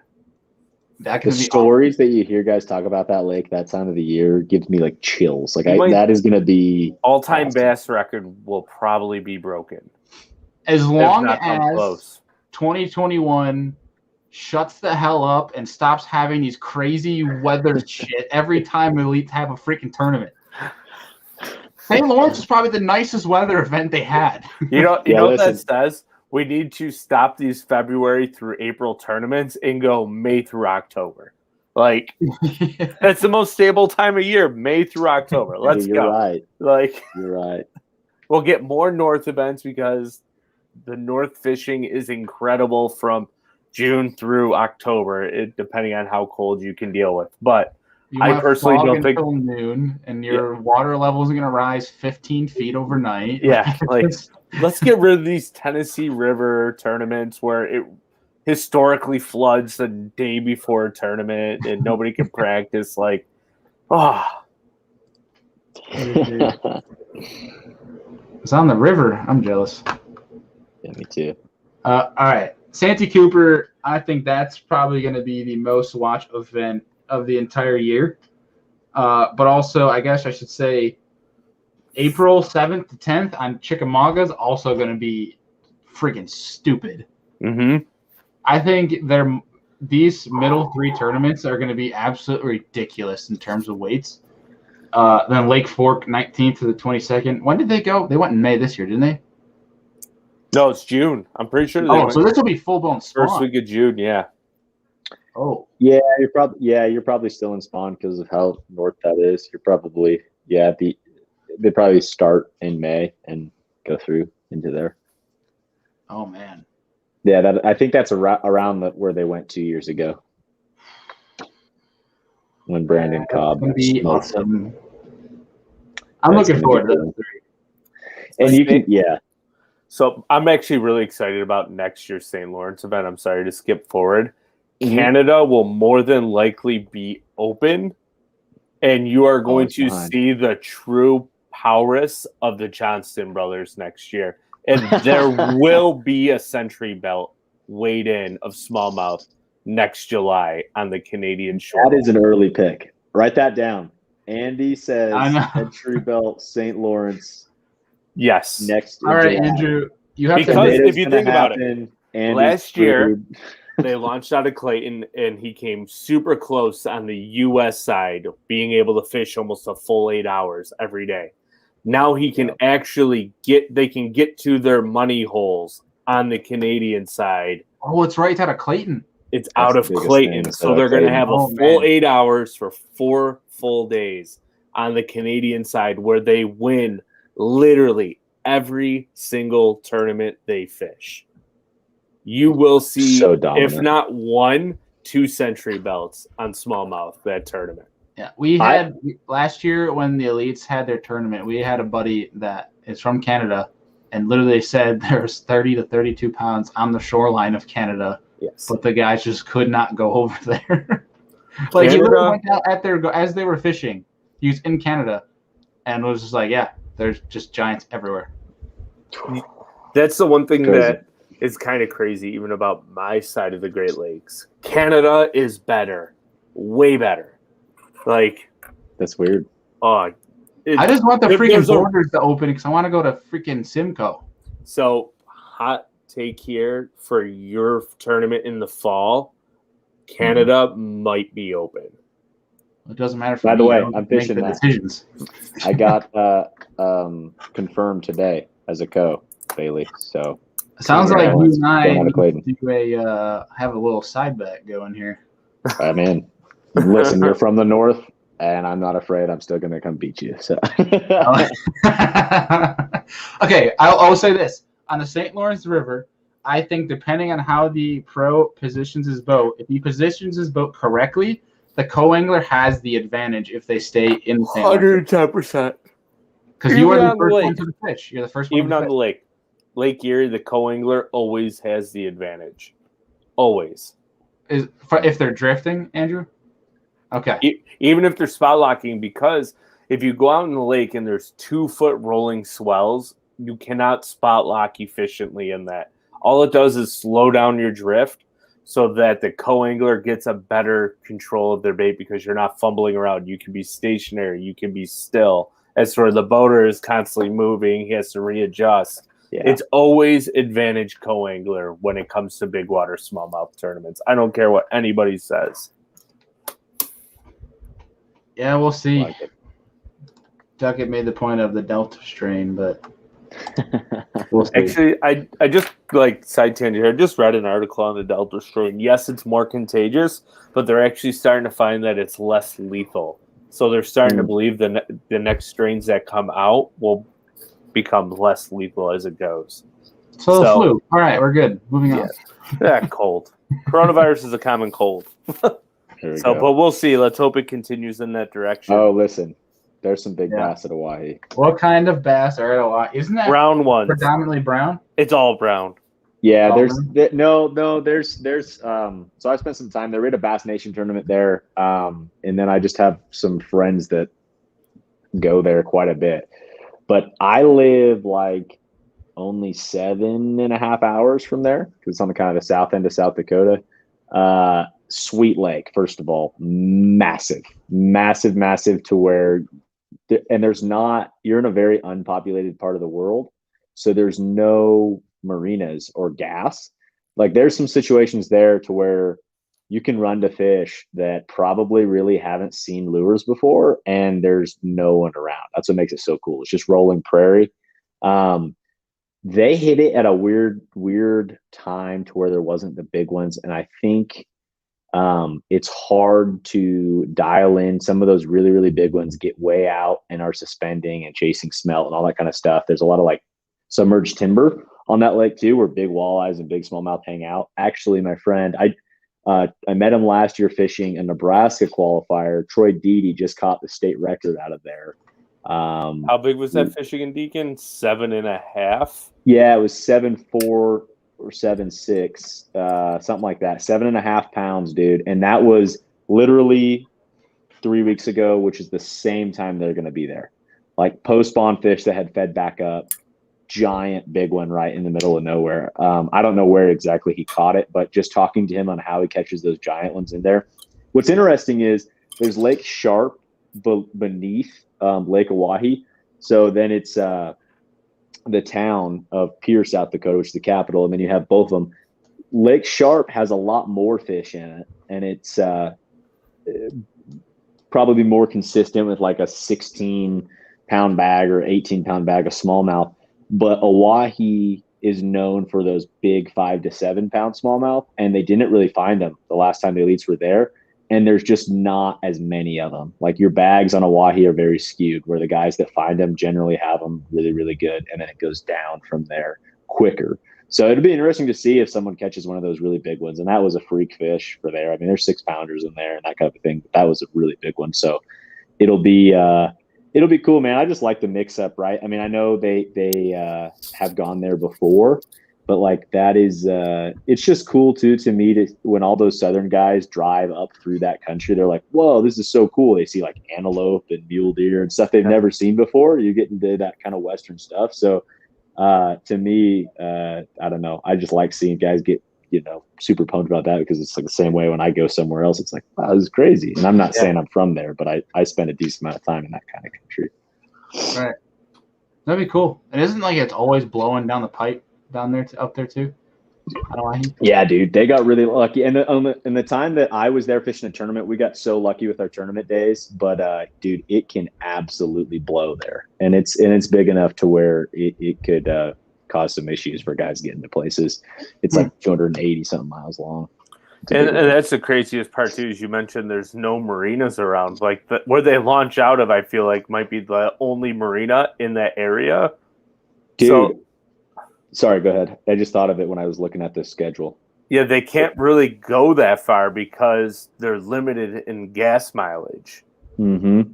Yeah, and here's what's crazy is the last time they were there, I don't believe they went out of Mobridge, and that's not where I went out of, but that is where all the guides are. That is where the bigger smallmouth live, farther north. I think last time they went out south, like out of Pier, that kind of area, which I is believe where they I went out. Yeah. So it's similar to where like it's the opposite out of Clayton on the St. Lawrence, where the bigger fish live on that upper river end. So I could see bigger bags being weighed also that they're going out of Mobridge, which is cool because all those guys that maybe a few guys that have had the advantage of being there, like you're fishing 80, 90 miles away from where they had went out last time. So it's cool. I've never been on that side of it. I've just heard that that's where the bigger ones live. Is there more marinas up there? Is it more populated? I don't know, man. I would assume no, based on that Pierre's the capital. And so if you go further north from the, in South Dakota, man's got very few people in it. So what you're saying is the local gas stations could run out of gas from these guys filling up their rigs every day. That's exactly right. Born to fish, illegal, man. I actually tried to finagle my way into doing that at that tournament. You have to, and per bass rules, can only carry gas in a already attached gas tank in your boat. Isn't that interesting? So like guys, you talk about that being illegal, but like I look at that and I'm like, that's freaking dedication. Oh yeah, lot of effort required to go into that.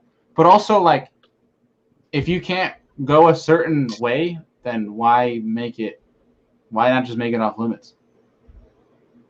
You know what I'm saying? That's what you're saying. Like if you can't even run up there, why make it within limits so that and also, you know what I mean? Yeah, and dude, I mean, we're like you guys like are, especially if there's you see the guys doing the 90-mile runs, the 130-mile runs, right? And there may be some more marinas up there to where someone could do it, but I think they're going to be where the majority of those big fish are. Anyways, I don't think you'll see guys making crazy runs. Could be wrong, but one thing to remember too is these motors today, man, these 4-strokes are a lot more efficient. I mean, everything. When I was there too, it was all 2-strokes, right? And they just burn. Whereas these 4-strokes are somewhat efficient. I mean, you saw a guy like, I think you can't justify, Bailey, to your point of taking stuff off limits. When Jason Christie won calculating his fuel, specifically what he could run in that express boat all the way doing, 35 miles an hour until he got to this section and he could do 50 miles an hour, whatever it was. Like, that was so cool to me. And I don't know, I love that kind of stuff. Those little niche things that you can find is if someone can make the run to go somewhere way crazy far away, let them do it. See what happens. I'm curious about cell service on coverage up there because I don't think there's going to be much of it. That could be interesting. Dude, I'm just picturing, like, I know some people are against it, but imagine, like, the TV that you could get off people stashing gas cans and, like, them trying to get off to get their stash cans, their gas cans. That would be hilarious. That would be hilarious. But, all right. I'm looking at a map right now trying to see if I can find a marina anywhere in the area of Mobridge. And I'll just say this right now. The only marina there is in Mobridge. And it's not even like a marina. It looks like there's a launch ramp, and that's about it. That's awesome. Oh. That would be interesting. Very, very similar community to what you guys have up there from the standpoint of walleye fishermen. I mean, every boat you see out there is a big walleye boat. And actually, it was really cool. We got to stay at this guide's house up there. He's super nice. He had 3 walleye rigs that were all the same thing. It's a pretty big time guide service. And it was like, yeah, dude, doesn't matter the conditions, we're going. Like, they're crazy. Right. All right, here's a question for you. So obviously, ending with Mississippi River, badass. That's going to be a fun one. Probably just a straight frog fest. Maybe some guys, going for smallies. But June 2nd to 5th, ending it at Texas, picking up over a month later in New York. Oh. Where do you guys think they're going to go? Later. Is Lake Fork not the Texas Fest? It will be. I'm sure it will be. You think so? Or do you think sometimes they'll keep it to the last turn? Rayburn or no, Lake Fork is always Texas Fest because they do the special catch and weigh and release, unless they put the slot limit in, which completely mess up Fork. No, they still sometimes do that on Fork. But here's my thing. It's got to be, I don't think they're going to make a move north. That would be sweet. That would be really cool. Richard Dick Duckett. Yeah, dude, that'd be crazy. But in my opinion, I mean, at least you're kind of on the north end, central end of Texas, but you're talking a week difference, right? Because then you're looking at the 28th, or 29th is after a week. You're looking at 2 weeks spread. So it's got to be somewhere, I think, somewhat close. I don't think they would make the swing north in June. Could be wrong, but I think it's going to be something. They can't. I mean, technically, certain states you can't even go. There you go. North in June. It's probably going to be an Alabama tournament, and here's why. They don't have one on there? There is not a single Alabama tournament on the Bassmaster Elite schedule. Which is crazy based on last year. It could be because of COVID. But I'm sure it's going to be somewhere that – I have a feeling it's going to be somewhere they haven't been in a while. There's Jordan River. Does Hartwell have spotted bass? Yeah. Okay. Otherwise, what about like an Alabama River tournament, the Jordan River, Jordan Dam? They haven't been to the Nakusa River in a long time. Yeah, in the elites. When does St. Clair open? That's a tricky one because of the Canadian border. So St. Clair, the Ontario side of St. Clair opens the same weekend that it does for Lake Erie, which is the 4th Saturday of June.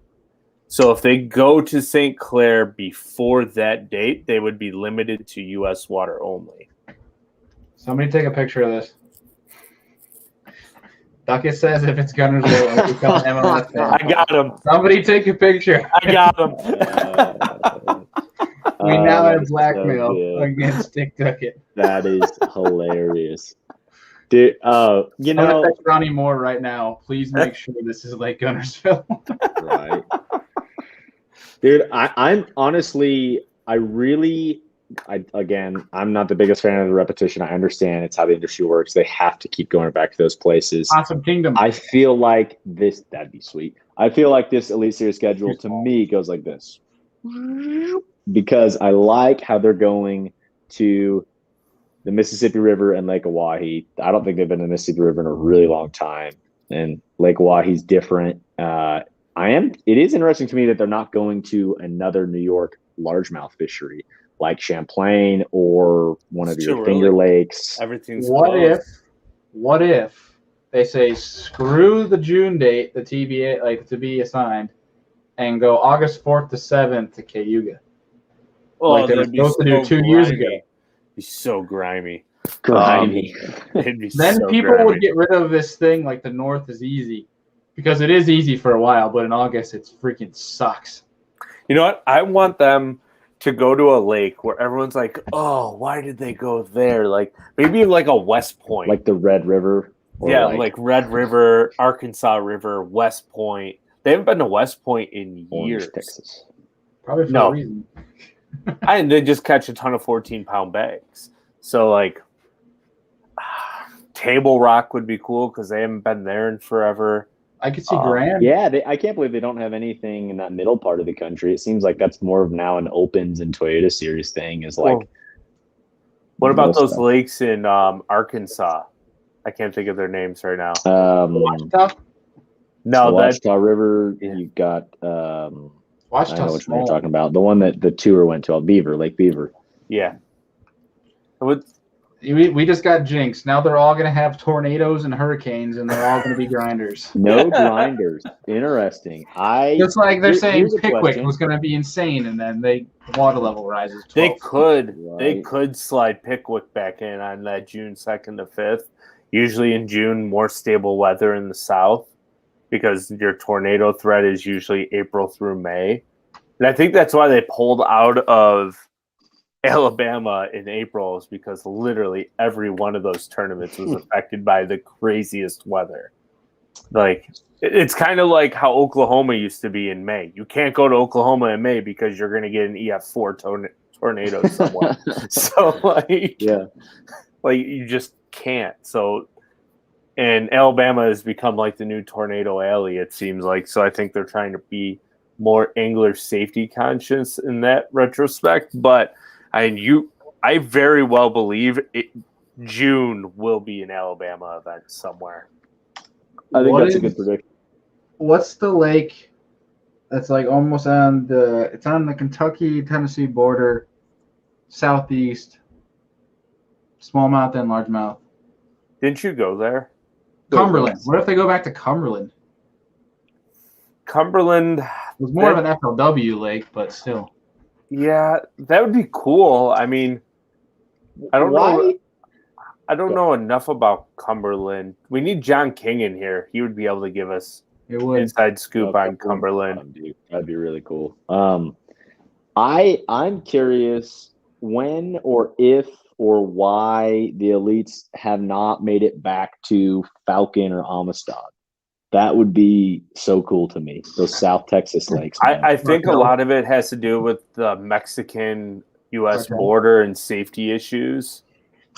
Yeah, but then you hear like Kurt Dove talk about it, and he's like, dude, you don't have to worry about it. Like, yes, like first of all, if you see a boat that looks sketchy, don't go near it. Like, yeah, like we are the pirates.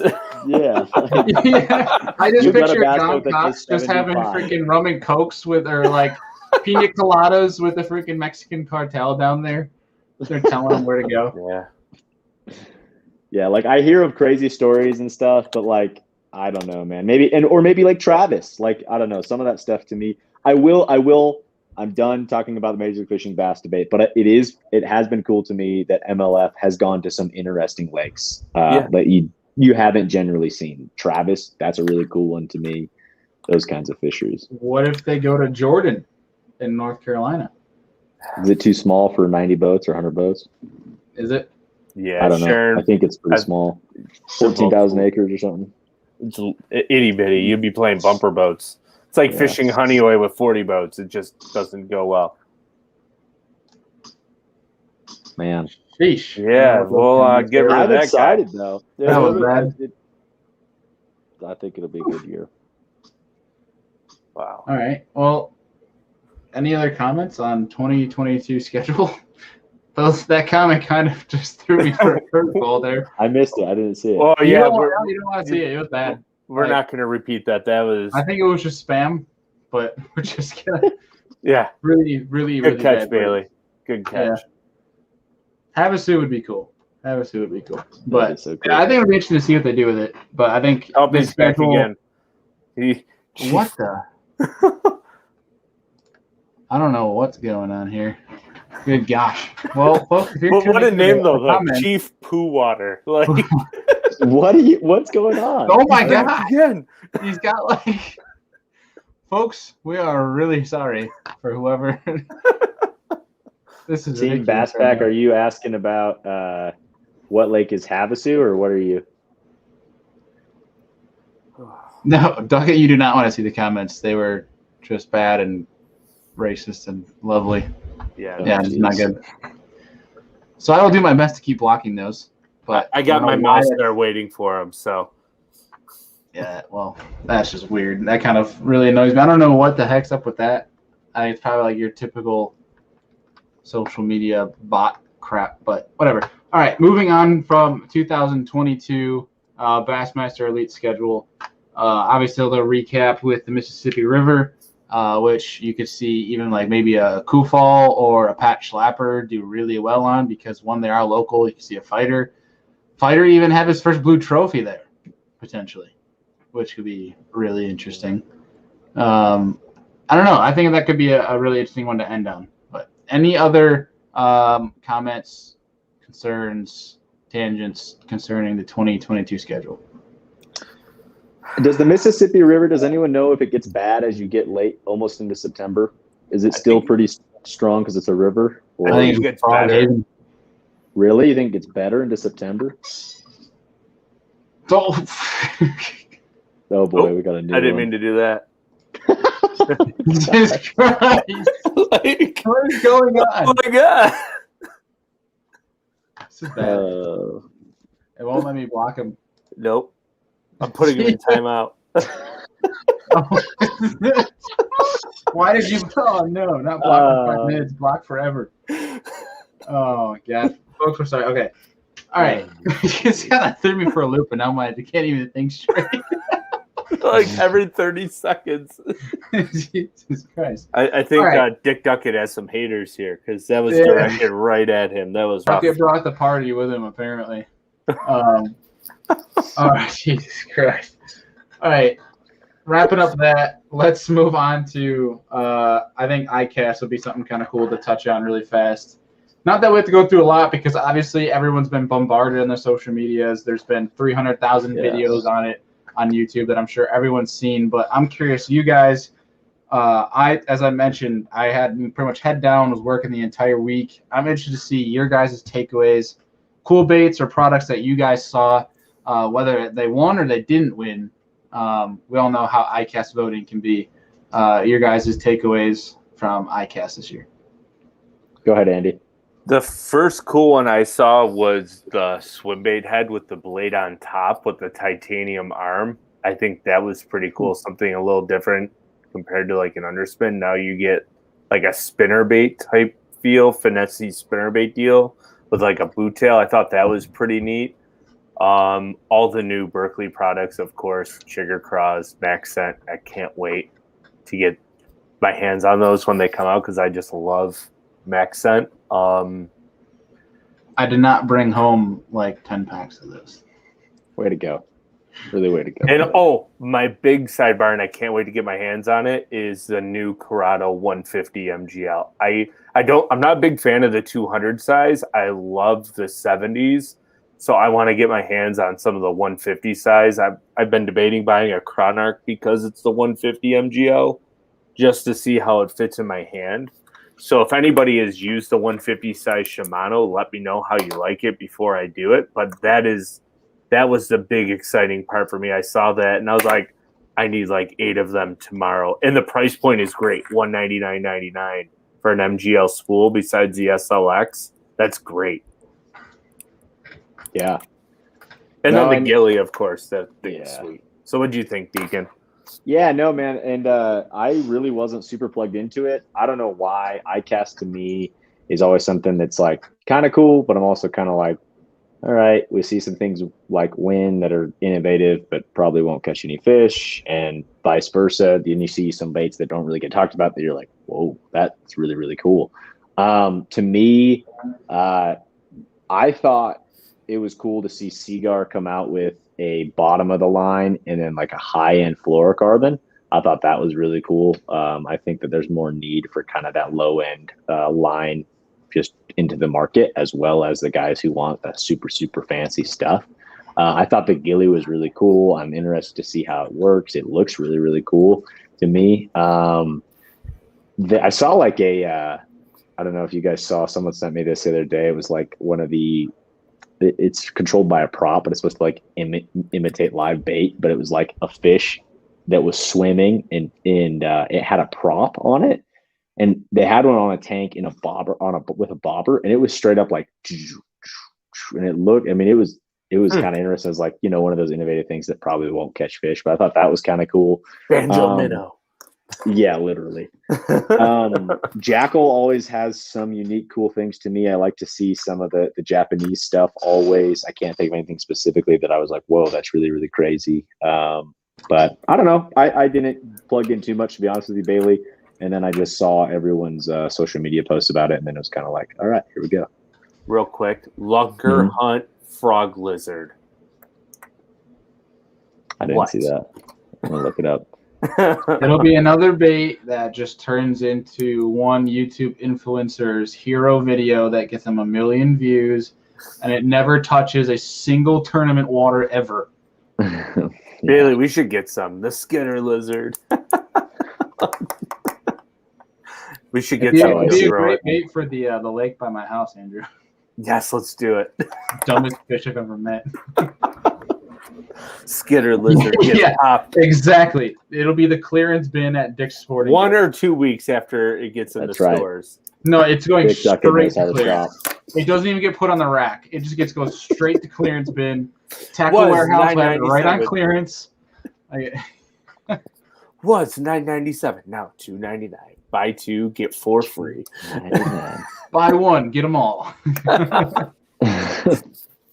Buy 1, take it off our hands, please. Yes, it's fantastic. All right, Bailey, you were there, so I know you're a little busy, but what did you think? I think, okay, so like we mentioned earlier, those glasses, that topographic glasses were pretty sick. I didn't actually get a chance to see them. I wasn't able to walk into the new product showcase, but I thought that was pretty cool. Me being selfish and a northerner, the new Maxent flatworm sizes are pretty dope, and the new colors. Beyond that, the new Maxent editions, being me, I'm going to be right out and blunt, I'm biased towards Berkeley. But in the same retrospect, Shimano had a freaking sick jerkbait that had mirrors. That looked cool. It had mirrors. So, like, as you move it, they shimmy. So, like, say you have a floating jerkbait, twitch, pause, and it's pausing. The mirrors in it are just shimmying and reflecting.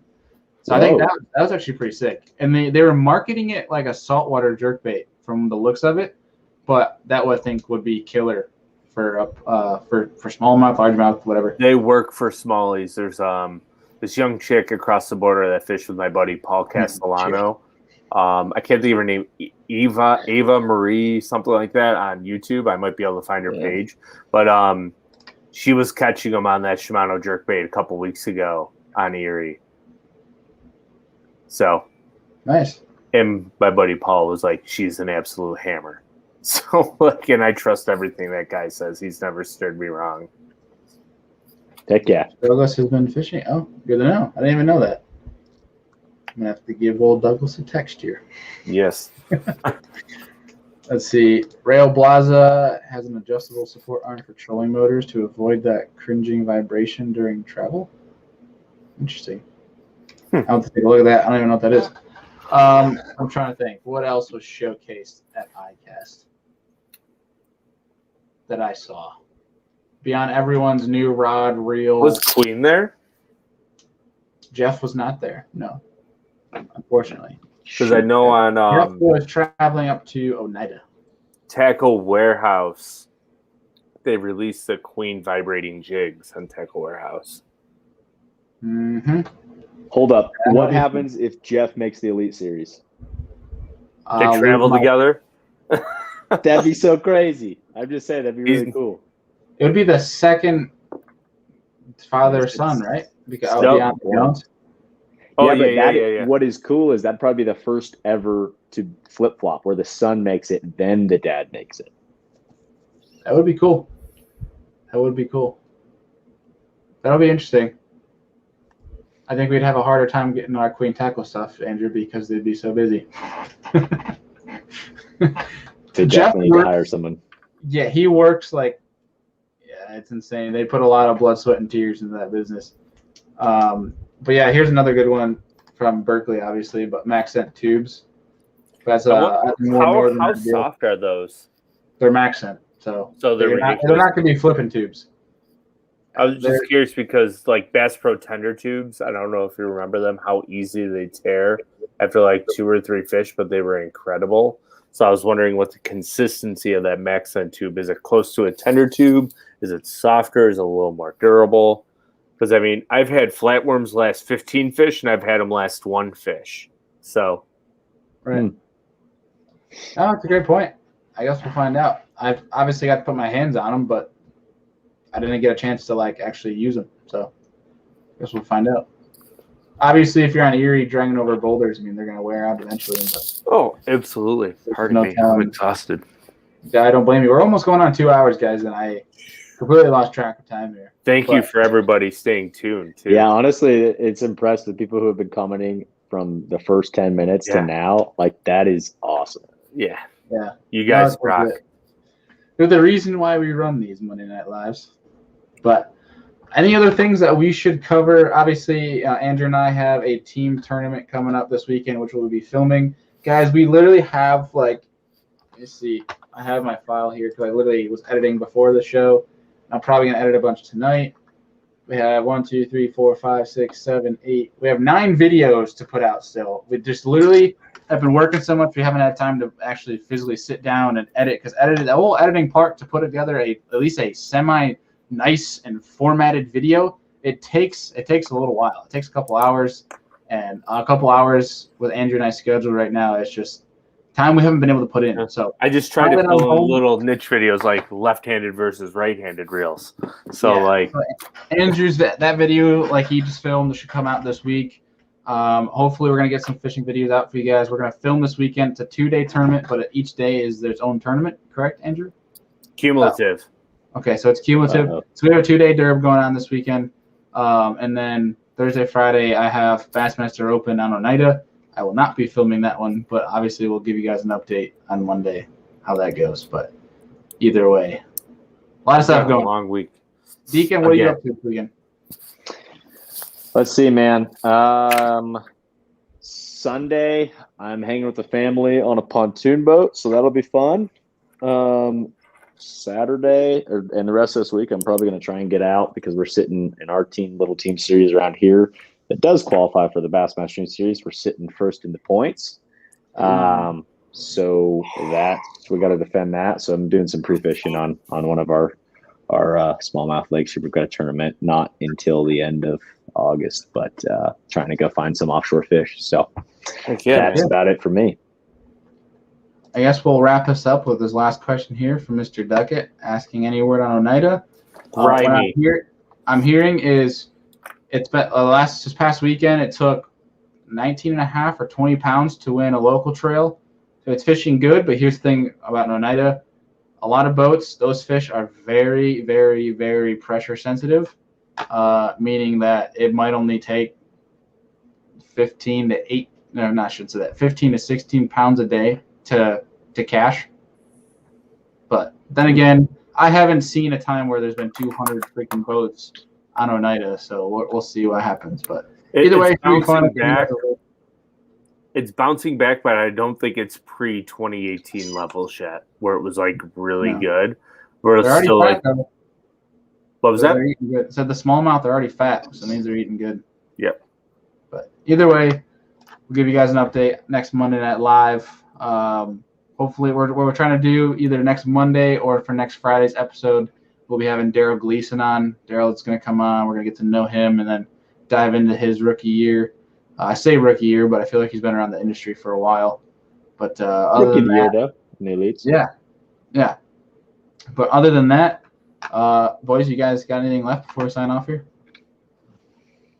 No? Yeah, man. Everybody Yeah. catch them and always continue to tag us in your posts. And as we see them, we try to share them. So Head over to our Instagram page. We got that giveaway going on for Serious Angler hat, a guide trip with Andrew, and a $50 gift card to any online tackle retailer of your choice. And who wouldn't want to come up to Buffalo, have some beer and wings, Andy and I, and go catch some big old Lake Erie smallies.